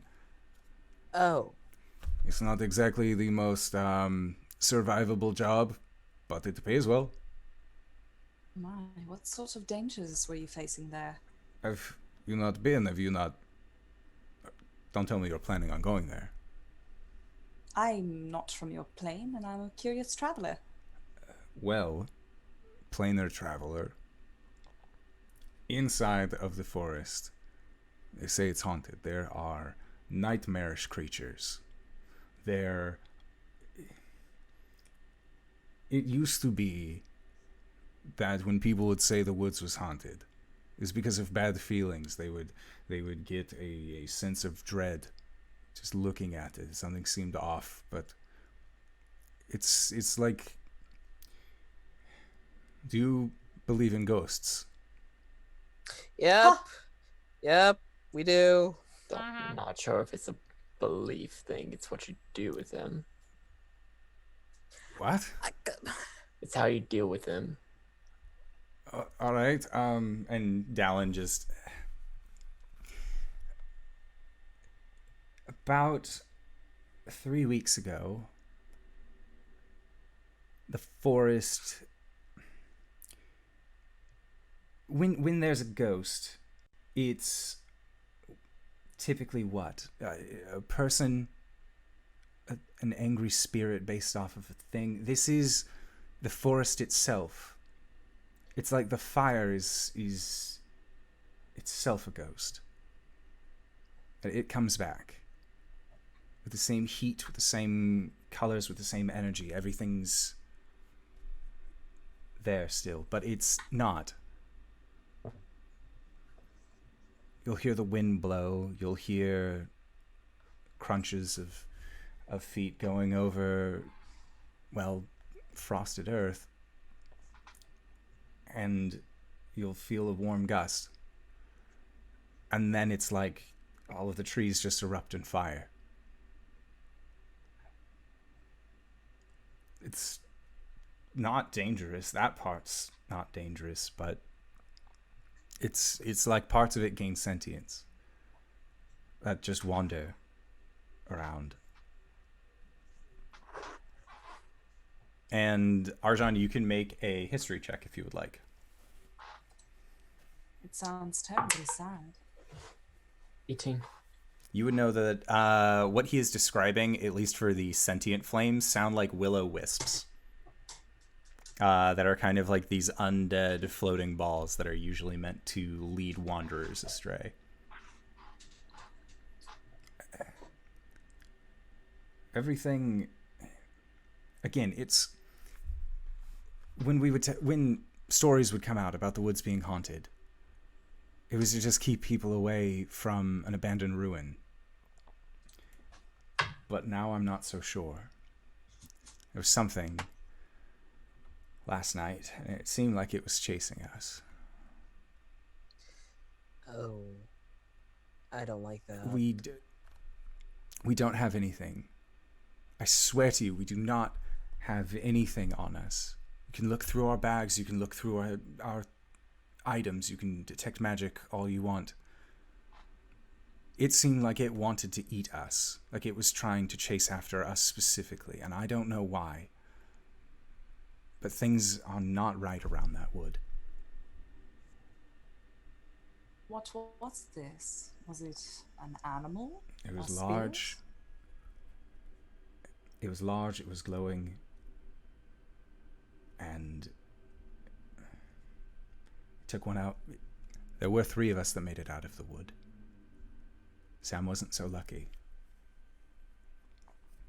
And at that, Gregor just nods and says, I saw a giant while I was in You there. saw what? A giant. And Dallin looks at him and just, you didn't see a giant. That was just, and he says, no, I know what I saw. As tall as a small building. Horrific in the face. Bulging yellow eyes. Used a club that was made of trees. I saw it. I saw it while it was there. Gwen's gonna lean over to Arjan. That's not a giant, dude. Giants are not that small. That's something else. Have I heard of anything like this? Make a history or an arcana check. Can I make a check? of You some can make a sort? history check as well. Anyone can make a history / arcana check if they would like to. So, Funny joke. Let's do it. so I have a blood die from a couple of days ago. Would I have to have rolled another one? I'll say that it's fine. Yeah, we're not gonna make you, so you could still use it. That would be a 15. Okay. 9. 17. 10. Okay.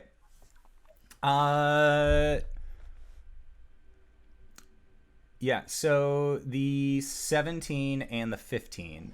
The both of you have heard, like, there are giants that are kind of on the smaller end of the size scale for giantkin. Those historically were hill giants, but the way that this creature is being described, with like yellow eyes, purplish skin, it does not seem anything related to a giantkin that you would be familiar with.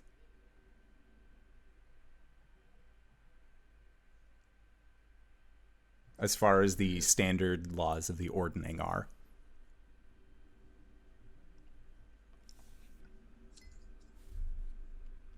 We have to see it for ourselves to identify it, I guess. But Well, And you If think dra- this giant is what was chasing you? There are more things than just giants in the woods. Far more than just that. There are spiders that walk on 2 legs. There are men who ride horses made of fire that carry their heads in their arms. Oh my. It's haunted. This is a bad place. sounds like a spooky hallow. Coriander's gonna look back at the group with kind of a haunting look in her face, and she just sounds like home. What? And do you say this loud enough for the other 2 to hear this as well? Yeah, of course. She's not hiding anything. And they all just... What do you mean sounds like home? Well, I hail from the Feywild. The Autumn Isles, they have a variety of creatures. A thing that rides on horseback and carries its head in its arms. We call that a Dullahan. And they can be very friendly. They both look and just, it's undead. It's unnatural. Are you guys like blood hunters? What? No. Okay, I just have heard this before. Well, whoever is telling Not- you that undead and unnatural things should be removed is telling you, you're telling you an honest truth. Vindication. What about worms? Have you seen any black worms? Saw a few. Not very many. Oh no. There were black worms, though. Black as night, yes? Yes. How big? Were they like worm-sized or like? I mean, Like the other side of the moon. we have been contracted multiple times to take many a thing out of the woods. About a year ago, somebody asked us, or not a year, what was it? 6 months? 6 months ago or so, somebody asked us to get some soil. So we get soil. Was it Sten Fizeno, the award-winning arborist? God, dude, fuck that guy. That name is not familiar to me. Oh, I deal in we coin just and not don't like- names. okay. You just Would don't like the gnome. Hey, I have just not met a gnome that I like, okay? That's not my fault. Sorry, Well, we fix that gentlemen, later. but do you happen to have a map of the woods for sale? We do. Hmm? For the right price, we do. How much are you offering? And- This is our livelihood. Can we copy your map? I'm very good at drawing. Well, first, we fully intend to your acquisitionist, right? They both nod. But we haven't had a chance to resupply, and we intend to make our way a bit far north up to Australia. I hope I pronounced that right. So we might need a few days worth of supplies. Would you be willing to part with that much? This we could do. And they are willing to sell you upwards of 20 rations, each marked at 3 silver pieces per ration. It's not bad. Math. 60 silver pieces total. 6 gold.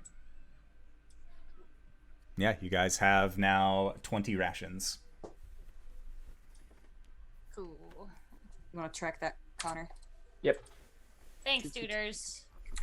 I'm Gwen, by the way, of the Tread Thunder clan tribe. You do not look alive. She like pulls up her shirt and shows off her tattoos. They both just... Honorary.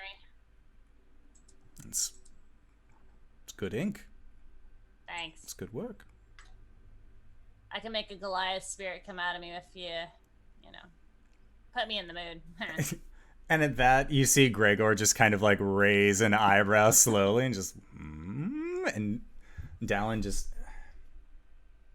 You have a wife. While they're doing that, You have a family. Coriander gives Dallin like the most knowing look, like, oh yeah, I know what that's like. Have you seen this? And he just like Um, shakes his head in disbelief, and Gregor just like, out on the road, out on the road. Just, People have died. can I copy your map? Trying to find the right time to jump 3 in. gold pieces. Three gold pieces. 3 gold pieces, you can copy the map. It's the only, Cool. it's a map of the locks. Not the whole woods. Nobody has navigated the whole woods. 3 gold pieces. Going your way. Yay. Are you planning on going back into the locks anytime soon? Maybe in a month or so. I have to go back to Woodfall. get as many people as we can. Tell them that it's worth it coming back up here. And then we'll make another pass. If it's Well, worth it. Godspeed then. But I would recommend learning a bit about the Fae. And they both just kind of give you a very quizzical look. And just, does this have to do with where your home is? She nods. You have to be careful about who you give your name. And they both like, so us giving you our name, good thing, bad thing? Or is this like a no more Well, here forward? No one else I'm is very trustworthy but you. benevolent. I'm very benevolent, so you're good for now. That being said, you can call me Cori. All right. Thank you, Cori. she And She'll spend a little time telling them like things about the Feywild and ways to get around Fey tricks. make an insight check when you say your name is Cori. Okay. Oh Uh-oh. shit! Are you kidding me? Oh. God damn it! I said they could call me Cori. Yeah. That's a very important Yeah, distinction. when you said we're talking when about you Fey said tricks. that you could call me Cori. 9. Okay. Yeah, they both. Is They anyone were else human. paying attention to this or this conversation that might be able to pick up something important here? They were Gwen? human. Arjan was Oh yeah, Arjan, you can at some totally do it. point going to inside check them anyway. Yeah. You can roll an insight check as well. Gwen is totally checking out that dude. 11. Nothing seems too off about it. Gwen, you said that Nothing you're just checking him out. fast. So is that like an insight checking him out, or is this like just like he fine? You know what? He fine though. He's passable. Alright for a human. He's all right for a human. He's all right. A It's little been a like few days. yeah, he's been out in the woods for a while, hasn't really gotten a chance to shave, so it's just kind of like it's not coming in the fullest on his face, but like his hair's also a little wild. Yeah, I mean she's in kind of a pinch, so. Anyways. All right. And then, Caelum, you were busy transferring the map. And so they eventually will take your word that they should study up more about Fey creatures. And then they end up leaving the lot of you after packing up their gear. And then they begin to set off down to the south where you guys believe Woodfall to be. And then you are hitting the road once again now, back on the path towards the hollowed locks. And as you are going, it gets to be about nightfall, and you're maybe 2 days away from the actual entry to the forest now. And as you guys are kind of going through this time, you start seeing, as nightfall occurs, just these small little globules of light that appear, almost like fireflies, but they appear to be much bigger, and they're not giving off any kind of fluttering noise.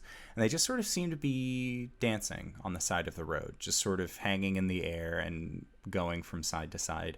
Arjan, you would recognize these to be the will-o-wisps that you had heard of earlier from these acquisitionists. And so you have a fairly good idea in your mind to not want to follow any of them particularly. Which I will relay to the rest of the party. Good call. Oh, well, like why? What do they do? They lead Grant people to wishes? they lead people to their deaths. Like a fighty death, or like? No. Oh. They lead you into like a bog sort of situation, and you fall in, and you. A bog isn't gonna kill me. I'm a bad bitch. You can't kill me. Serious time though. Oh. Don't follow the. Okay. Don't follow. Are you okay, Caelum? Hmm. I mean, you're usually gonna go along with my jokes for like at least a second. But It's kind of serious. This is like life and death stuff. If what these hunters or acquisitionists are saying is true, we might be getting in a little over our heads again. Hey, dude, if you can't laugh at danger, then I mean, like, Sure, laugh at danger, but be cautious. yeah, I'm not actually gonna follow them. I'm not an idiot. Now that I know. A divine sense, those guys. They are undead. Yeah. I check Gwen. Yeah. The will-o-wisps are definitely undead. I figured. So like, well, like as we're setting up and like finishing up dinner. So like, what exactly are they? Like they're like just balls of light. What's the D&D lore? The D&D lore for will-o-wisps, as Arjan would already know about them, is that they are malevolent undead spirits, not necessarily on the same level as like a ghost or a specter, but much more of a kind of smaller creature, almost like the ghost of a much smaller form. But these, they like to play with their prey as undead and kind of lead them on false trails in areas that would lead them into a hazard, into danger. Other than that, they're very beautiful. How'd you do that thing with your voice? What thing? It's the voice of authority. Yeah, it's a new class feature that I took. No. What? What?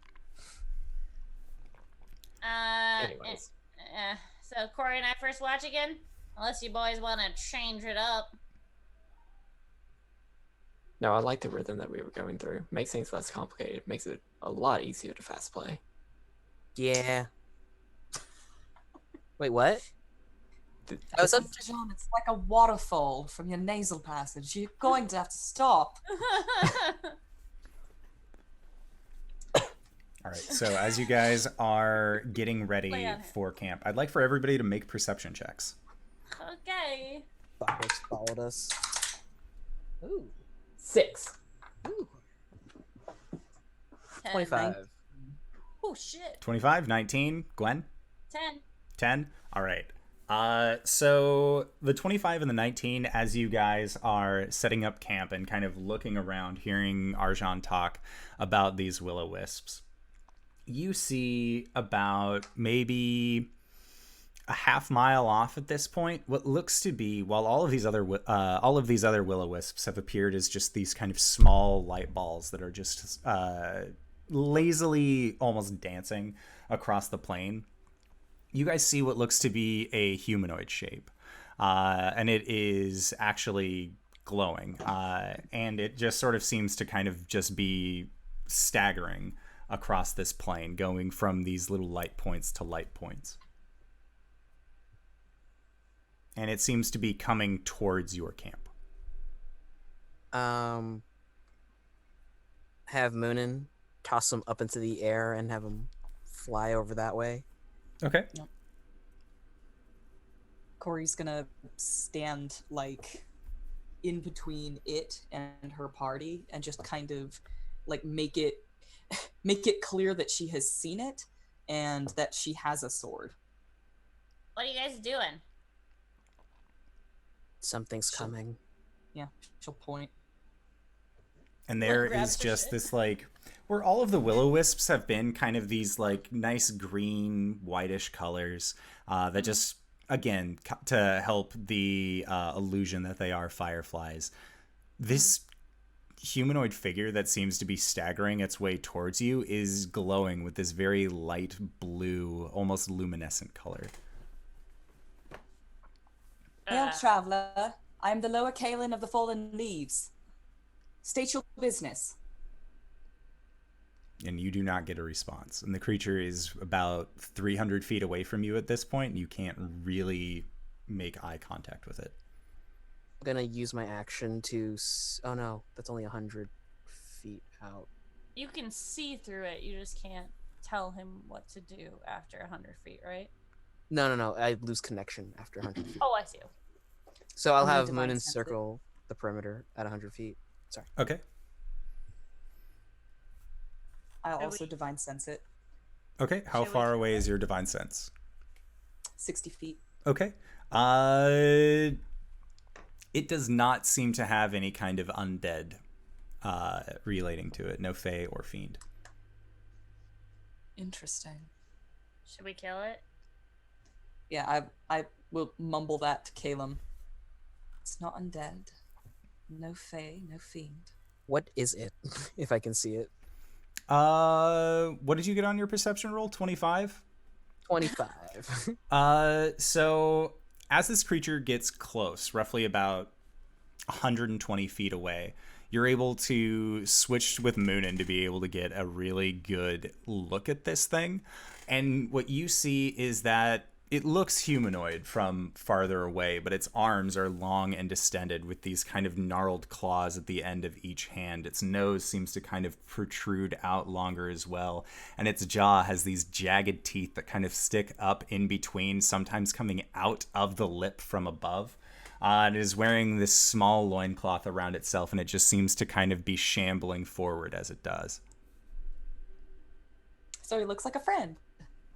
And you see that Oh. once he gets to a certain point, this creature actually gets down and puts its hands onto the dirt, so that way it looks towards you at all on all fours.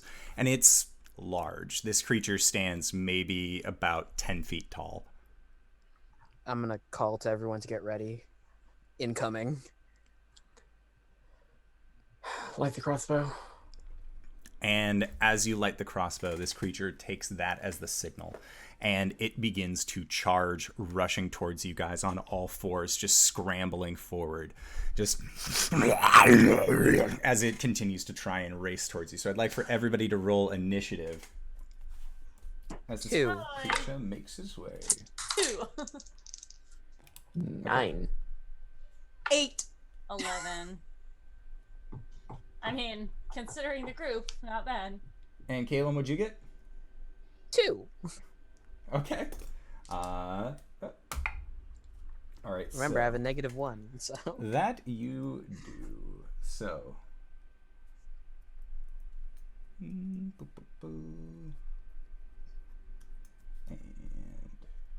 this creature is going to be going first. So, it rushes in this point after it's about 30 feet away from where you guys are, and you see it stand up onto its hind two legs, and it rushes forward. As you guys are kind of standing, Cori, as you have your sword pointed out at it, you see that it will actually run up to your sword, and as your sword kind of pokes out with it, you see its body just kind of begin to shift and shimmer, losing its sense of tangibleness as it just passes right through you, quickly turning, as the rest of you see that its body then turns back to a physical form as it rakes down its claws onto you, Cori. Cori don't like that. So fucked up blink dog shit. a 15 does not hit. Do not. Alrighty. Second My new claw, a armor 17 does not hit. No. And then it is going to then lean down and with a quick snap of its jaws try and bite you in your side.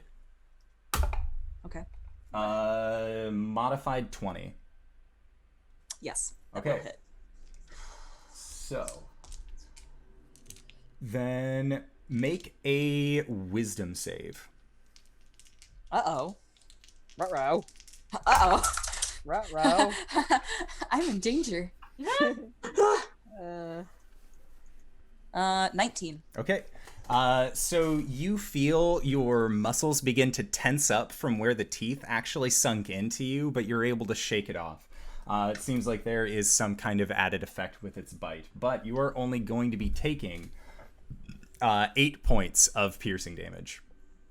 or it's actually psychic damage from its bites as it sinks into you. Because as it tears back, you see almost a little shimmer stretching out with it that then recoils and goes back into your person after it tries to do a bite. But that is going to be it for its turn. It is now your guys' turn, and there is this large glowing blue troll-like creature that is now standing in the middle of all three of you. So I go first? Or So, we are yes. going to go? Blah, blah. Gwen! Gwen! Alright. Gwen would like to tiny rage! Bro, sorry. There goes all my energy for the night. And then she is going to recklessly attack this motherfucker. She'll slide over and try and sink her axe into this dude. Oh, that's pretty good. That's a 24. 24 will hit. Okay. God, I don't even know how to play this character, do I? I do, of course I do. I'm gonna re-roll that. It was a 5. It's a 7, so 7 plus 4 is 11. Okay. And then my second attack is a bonus action, right? Your Or do second I just- attack is a second attack through the attack feature because you reach level 5, so you get your second. All right, cool. Attack number 2, normal attack. Ooh, that's not great. That's a 13. 13 does not hit. Cool. All So right. she'll come at this guy and slash him in his weird arm, and then kind of shift next to him. Okay. So yeah, as your axe kind of sinks through, you see that his body, when you hit it solid, but as the muscles and skin tear and separate, you can see that the inside, past that skin, is actually more wispy. It doesn't look like he's bleeding, more so that he is just sort of steaming from this wound. As, again, this kind of ether just escapes his form. Next up, Arjan. Bonus action, I would like to cast Hex. I Okay. would like to give this big ol' spirit-like troll, possibly, disadvantage on strength, Okay. because I think Gwen might like that. Then I'm gonna make a crossbow attack. Working together. Natural 20. Okay. Womp, womp, womp, womp. Does that also double hex damage? And Crimson Right damage and crossbow damage. Always have it roll double dice. So as long as it says that you roll the damage as part of the crit, that's fine. The only time I've experienced something that's not that is, I think, Swashbuckler. Because you roll a Bardic Inspiration die and then you add that Inspiration die into the damage. So then you wouldn't roll that because that's not a damage die, you're expending Damage a Bardic. die. I'm confused about Bardic Inspiration and Swashbuckler, but Or no, it wouldn't be Swashbuckler. What would it be? College of Swords, I think. Swords Bard. Sword Bard. Swordsbard. So that's going to be 14 points of piercing damage, 9 points of fire damage, and 12 points of necrotic damage Okay. So from the first attack. So you watch as this arrow sinks into its form and just kind of passes through. The actual bolt itself looks like it has no bearing on this creature at all. And the fire, as it hits as well, you see it kind of begin to try and burn, but it doesn't seem to take. It seems like the spiritual energy coming off of this creature is more than enough to kind of douse that flame where it is. The necrotic damage does do everything that you thought it would do, but it looks like it is a little stronger than you were initially anticipating. As a 15 look. A 15 does not hit. Okay, All that's right. it. Next up, Cori. All right. I'm going to line up an ensnaring strike. And then I'm going to attack. Okay. Attack the first is 21. Okay, 21 will hit. All right. He needs to make a strength saving throw at disadvantage because hex. Saving throws are not a disadvantage. Oh, well, he rolled a 5 on the first dice, so he fails. Oh boy, I don't think this has ever succeeded before. So ensnaring strike is magical vines sprout from the point of impact and will restrain him, I think. Yes. Will be restrained until the spell ends. This is a concentration spell, and he will also take a d6 of piercing damage at the start of each of his turns. Okay. He can also attempt to escape with a strength check Sure. as an action. All right, second attack. All right, so with the... Did you roll damage for the actual first attack? Oh, I did. I didn't. I'm a silly Billy. And that second attack will not hit. Okay. Ooh, max damage on the sword. 15 slashing damage, and I'll go ahead and drop a smite on there for good, for shigs and giggles. Okay. 2d8 plus 1 for second spell slot. That is going to be 14 radiant damage Oh, snap. with the smite. Okay. So she comes in with her sword, vines sprout from it, and like she pulls him into like a restrained position, and then like she just flashes the holy symbol on her sword whilst still holding the vines. Okay. And there's just Sounds good. That's it. And it is creatures that are restrained by the vines take the damage?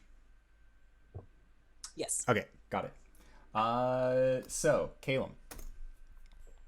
Cori, Fiend, Fair, Undead. Nothing. I'm getting nothing. Okay. Caelum slams the butt of his staff into the ground, casting Bless on Cori, Arjan, and Gwen. And then bonus action, Snakehead. Okay. That's what made my turn. Sounds good. So, Cori, you watch as these vines, these spectral vines that have entangled this creature, begin to stab out and try and sink into its skin. But as they do, you watch as this creature actually gets a smile across its face. And you watch as it brings its arms in, as those spectral vines actually begin to seep into his skin. And you watch as the cut, Gwen, that you had placed on his arm, the vine spectral energy actually comes up from inside of the wound, connecting the lower half to the top part, and actually reconnects part of his arm as some of his damage has been healed. Next up is this creature's turn. And he does not like what Cori has done to it, so he is going to try... Disadvantage! Okay, he's going to try and strike out against Cori with a claw for a 19. 19 exactly. Okay, Dang. so that is going to be for 13 points of psychic damage, as his claws just sort of rake through you. They don't actually seem to deal any damage to your armor, but it's almost like 3 distinct points of cold just are dragged across your internal organs. And then looking down at you, Gwen, he is going to bring down another claw and try and strike out against you. Do it. For a 16. 16 hits. Okay. And then that is going to be for 12 points of psychic damage. Of psychic damage. So Yes. She takes full. And then he is going to lean down real close and actually try and bite you, Gwen. Ah! Get your Did he teeth away take his from me. d6? He was not actually restrained, as he is immune to the restrained condition. Good. Rutro Raggy.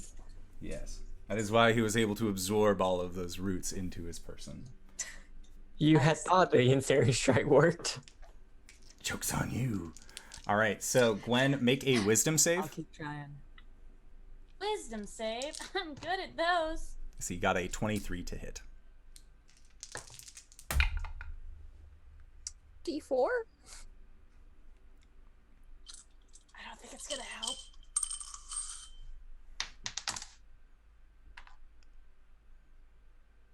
6. Oh. So, Treasure. Hold on, add 3 plus 3 plus 3 because of me. all right, 9. so Gwen, 9. I rolled a 2. you are going to be taking 18 points of psychic damage Ooh. as this creature bites into you, and you are stunned for the next 1 minute. And you may repeat the saving throw to free yourself of this stun at the end of each of your turns. Oh, fuck me. Okay. Maybe later. What? Caelum. We are live. Next RJ. up, Gwen. Oh, sorry. So you are stunned, but you can Wow. repeat a wisdom save. I would love to repeat my wisdom save. That's a natural 20, bitches! All right. So you have now freed yourself of the stun. You definitely shake it off, but Don't let that thing bite you! how does your rage work? Are you out of the rage or still in your rage after being stunned? If I believe it's if I go a full turn without being attacked, or if I Okay. don't attack. So you are currently fine on that one then. So She's that just really was angry for a second. that was Gwen's turn. And you have not been having the damage, correct? Wait. No, I have not. I just Okay. want to make sure. Oh, your rage ends early if you are knocked unconscious, or if your turn ends and you haven't attacked a hostile creature since your last turn, or taken damage. Yeah, so no, I'm good. I'm still Okay. in rage. Got it. Just angry! Arjan, it is your go.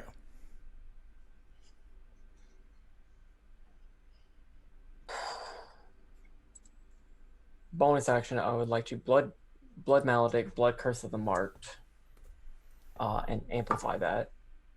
I'll be taking 5 points of damage on this. But if this creature has resistance to fire damage, which I'm assuming he does, Yes. he will no longer have that. Okay. So I'll take an attack. Do it. Fired and I missed. Okay. I'll make a second attack. 28. 28 will hit. Roll for damage.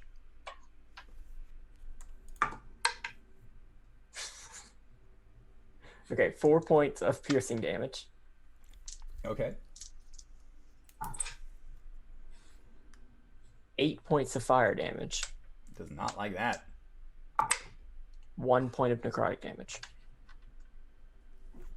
Okay. Next up, Cori. Okay. I'm going to line up a divine favor. That just gives me a bonus to damage from attacks, and I'm gonna come back at him with more swings of the sword. Ooh, it's a natural 20. Womp womp womp womp. Oh, that makes me so happy. All right, do I double my divine favor damage as well? Yes. Everything? And if you were to smite, you would get double the amount of smite die. You're fucked.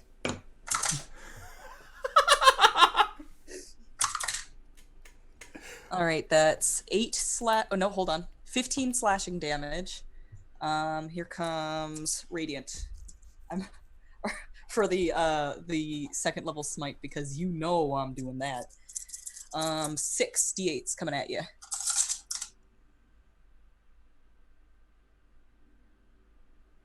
8, 12, 13, 15,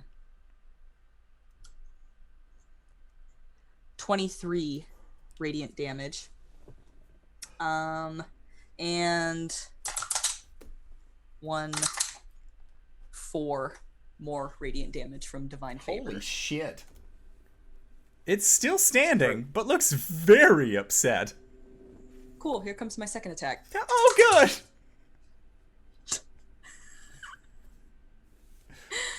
17. 17 just Dude, hits. I'm rolling a All right. fucking paladin next game. Damn.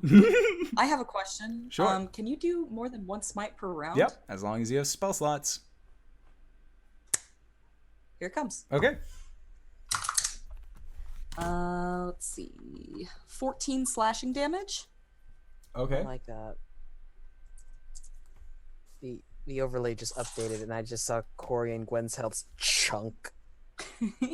Yeah, we're both pretty hurt. 11, 12, 16 radiant damage. And that's the smite and the divine favor.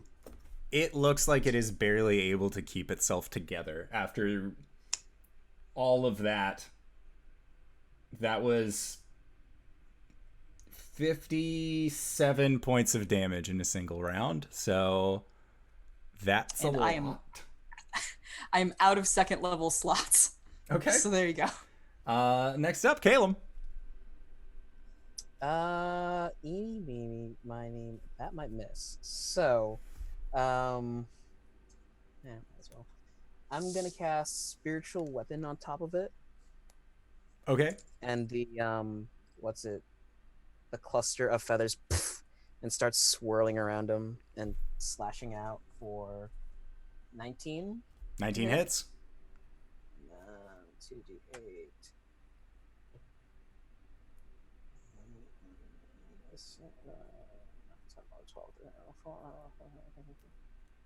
17 points of what type of damage is this?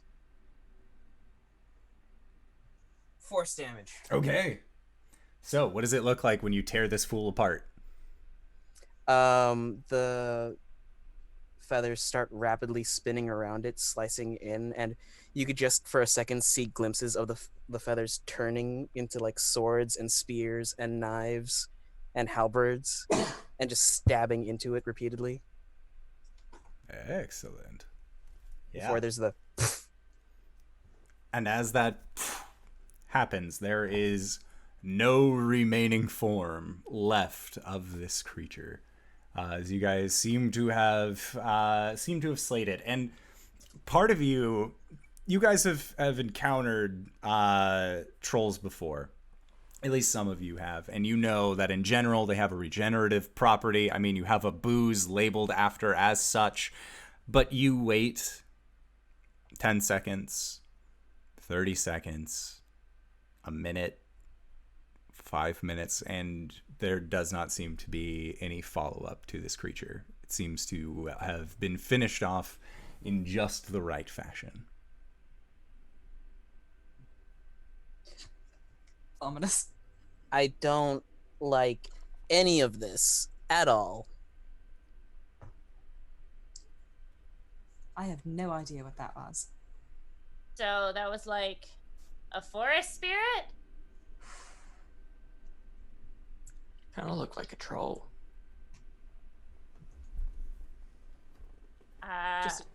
Then what was all of the... Yeah, it was like a shell of something, you know? ghost stuff? But you said it wasn't dead? No, it wasn't undead. But you saw. Yeah. If I walk over to the spot where we slayed it, is there any residuals, or is there completely nothing? It seems Is there to. anything in the dirt? There does Skyrim not. Skyrim pile of ectoplasm. There just seems to be a very fine dust on the ground from where the raven feathers had shredded this creature. But as far as like bones, any kind of physical remain, it does not seem to have anything left. I have some red strings going off in my head as player, but we'll get back to that in a second. Nights in the courtyard. That's the courtyard. So we should like Not be drinking on watch. right. Noted. I'm up, so I can take first watch, I guess. Cori? Yep, Coriander's busy laying on hands on that bite wound in her side. Yeah, and looking at the bite wound, it doesn't look like there was any like physical puncture marks to it. It just looks like as the creature had bit and torn out, that there is just this deep bruising that seems to have followed where its teeth felt like they scraped you. Yeah, so like, what was up with that? Like, I normally when I get hit, I don't like take a ton of damage, but it doesn't hurt a lot, but that hurt a lot. It hurt me in my head. No, all of my sensibilities point towards ghost, but it wasn't undead, so I don't know what to tell you. What if it was an alive ghost? What if my divine sense isn't working anymore? No, that's Sorry. so I'm gonna divine sense the group just to make sure. Yeah, your divine sense works. I look at Blake. Who's Blake? Arjan! It's been months. Has he still got fiend coming off of him? He does. It's a little bit Still stronger playing now than it Caelum? was before. Whoa. Just a little. Okay, no, it's definitely working. and I'm gonna cure wounds on Gwen. Oh, Oh, okay. thanks, buddy. You got it covered. Did you touch me? Yes. Tell me how. You don't know. I No. How many points? touch your shoulder, and your wounds are healed. Yay!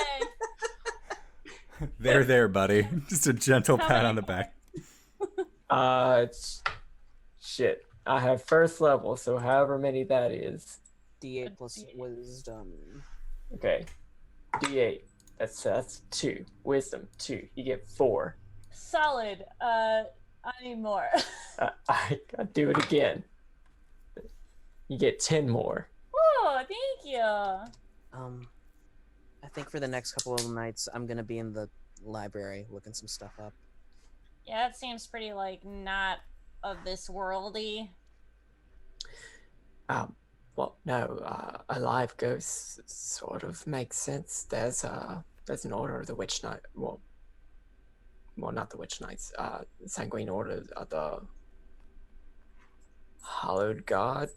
I think it's the Hallowed God. I think so. Sure, it's kind of the same ones who worshipped the Raven Queen. I said it like last episode. Sorry. Huh. And they can like sort of take on a like spectral form. It's like they're sort of like between this life and the next. Huh. They're sort of like living ghosts. Sweet. Wonder if that has Self-high-five. anything to do with. But I wouldn't know of like a troll being able to do that. Can it like shapeshift into it like a druid? I'm not sure if any druid has been able to touch this forest for a while. Yeah. Maybe not the good kind. Yeah. Well, y'all should get some sleep, I think. Well, Blake, Arjan, you should get some sleep. And he does. Good news, they glow, so like it's easy to see at night, right? Hopefully. Not hope they know how to turn translucent. That'll be weird. And hard to spot. Right. Gwen is definitely gonna keep a good eye out tonight. Okay. So yeah, as Caelum, you go and take your trance to allow yourself to go to the library, and Arjan, you find yourself going to sleep. Gwen and Cori, I'd like for you both to make perception checks as you kind of stare off into the forest that leads to the Hollow Lock ruins. 19. 12. Okay. So a 12 is good enough to see this, as it is very dark out. The night sky just kind of hangs overhead. You guys are at this point at about a half full waxing moon. as it is reaching to the point where you're pretty sure that once you reach the hollow locks, just based on a time scale, it would probably be the full moon. And as the two of you are thinking about the encounter that you had previously and thinking about what the acquisitioners had told you earlier, you watch as this forest does seem to have almost like this ghostly effect kind of take over it. You watch as from very, very, very far off and deep within that there is just this roaring color that seems to surge through, and it is oranges and yellows and reds that seem to flicker and waver in the same way that flames would, that wreath every branch of every tree that you can see leading into the actual forest for miles. And the wood itself seems to transition from this very deep, dark colored wood into almost a ghostly white color. And with it, you watch as a wave of heat seems to spill out of the woods, and you watch it actually careen down the hillside and actually comes towards you, where you can actually feel it. And it is warmth. It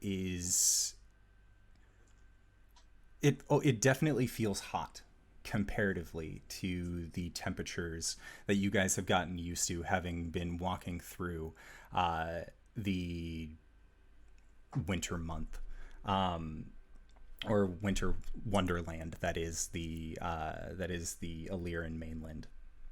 And as you feel this warmth kind of wash over you, looking down, you can see that the grass that is beneath your feet for a moment turns from just this kind of frosted over ground to very nice wispy blades of grass that seem to just kind of billow as this heat comes by.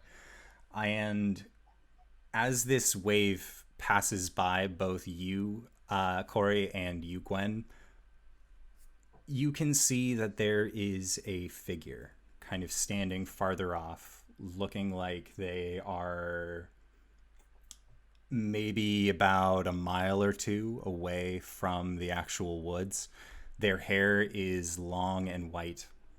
They're wearing long, kind of lighter blue robes, and they just sort of seem to be standing looking at the woods. And as, again, a second rush of this wave comes from the woods, carrying with it a sweet smell. And as the scent kind of reaches your nose, Gwen and Cori, you both know that this is not a winter breeze that is rolled through. This is the smell of autumn. And that is where we will call it for tonight's session. So, I would like to say thank you to everybody who decided to stop by and enjoy this wonderful show. Thank you to these wonderful players with putting up with my bullshit once again this week. I'm very excited to see where this arc goes. And next week, we are going to be having a guest. Our dear friend, Tyler, aka Frothy Inferno, has agreed to join us as a guest character for this show. So, y'all have that to look forward to. Is he that character that we just saw? Yes. I would say who's to say, but the answer is me. I'm to say, and yes. I was very concerned for a split second. Yes. But Nights in the Courtyard. Nights in the Courtyard. So, RJ, where can we find you? What do you do? Hey everybody, I'm RJ here on the channel, but you can catch me at RJustice282 on Twitter and Twitch, where I've started to stream my misadventures in a lot of games. And I also tweet about the nerdy things in my life and how the most normal person in my workplace is a cardboard box that holds the receipts for purchases, named Herb. Okay. He has a family. I worry about you, They buddy. need food. I worry about you. I'm LBHackEmUp. You can find me on Mondays and Tuesdays on this channel. Tomorrow I'll be playing Silmi, the wizard, half-elf, sibling to our lovely DM, who's up there. And I think everything's worked out between us at this point. So, that's good. On Wednesday, you can find me on Damn It Various channel. We are playing the Ghost of Saltmarsh game. Sundays, you can find me at 5 p.m. Eastern Standard Time on Encounter Roleplay's channel. We are doing the Apocalypse system, Apocalypse Win, where there are a lot of red strings, and I don't understand time travel that well, but it's a lot. Like we ourselves are the bad guys, but we're not sure if it's like alternate dimension us or like in the future us. Anyways, Danae did some amazing artwork for us, so go to my Twitters and like it and thumbs it up, right? That's what you do on the tweets. No? Okay, Sure. retweet it. And then at 8 p.m. Eastern Standard Time, you can find me on Pro Restarter's channel doing the Cypher system as Ophi with our lovely RJ. And I play a very crazy character, and I love her so much. All right, Cyberwolf, where can we find you? What do you do? Ha! I'm Cyberwolf. You can find me. I wasn't expecting that. Sorry. You can find me Goddamn. at Cyberwolf1, where I shitpost stuff like the Elder Scrolls and other wonderful content that comes to me in the weird hours between waking and sleeping. You can also find tweets about like whenever I go live on twitch.tv/Cyberwolf1201, where I play video games so badly. But I talk about lore. We just finished off Horizon Zero Dawn and spent some good time with our good friend of some of our channels, PPP Osqueef, where we talked and we exploded some and dated some monsters and fucked some monsters. It was great. Saturday was a good day. Saturday was a real good day. Osqueef for president. Osqueef for president. AQ for president. Chat. Fuck. I don't know what I'm playing this Saturday, but I'm sure I'll figure it out. Archives of that go on the YouTube, as well as a podcast that Kyle with an N and I do called Let's Talk About It. I was editing an episode of that today that might go up this weekend if I finish editing it. I don't know. I'm not killing myself over it. Because, yeah. Mental health. But for role-playing stuff, which is great for my mental health, you can find me here on Mondays. You found me. Congratulations. But you can also find me on Thursdays, where I play Albus, the Kalastra Bard, on the Saltmarsh channel, or Saltmarsh game, not the Saltmarsh channel. I am so tired. You should watch that game and that episode, because we hit level 3, and that's a good level. Yeah. Yeah. And Danae, where can we find you? What do you do? My name's Danae Keener. You can find me at DanaeKeener.com. I do nerdy drawings mostly related to D&D and stuff on this channel. I also play Coriander, the Eldred Paladin, here on Mondays, and I'm also going to be running Curse of Strahd tomorrow here on Tuesdays, which is what tomorrow is. Once again, you can find me at DanaeKeener.com. And if you have made it this far, you probably already know who I am, but if you do not, hello fella, it's me, your buddy, your pal, your friend, the Indoor Adventurer, the showrunner here at twitch.tv/Indoor Adventures, Monday, Tuesday, Wednesday, Thursday, all at 5:30 p.m. Pacific Standard Time. We got a homebrew game, we got a Ghost of Saltmarsh game, we got our Curse of Strahd game, and of course, we have One-Shot Wednesdays. So if you are interested in joining us for a one-shot, consider joining our Discord community, and we post a lot of our looking for group stuff there, so you can always check it out. Other than that, we also have a Patreon setup, so that is where we post the after show of this game called Nights in the Courtyard, which you can find at patreon.com/Indoor Adventures. We've been doing after shows for a while.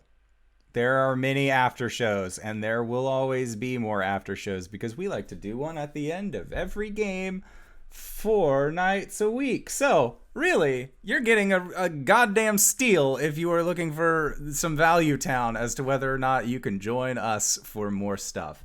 Other than that, Like I said, we have merch, we got all that other jazz, and we will be right back here tomorrow. So I would like to say once again, thank you to these players for being absolutely incredible and fighting all sorts of spooky shit.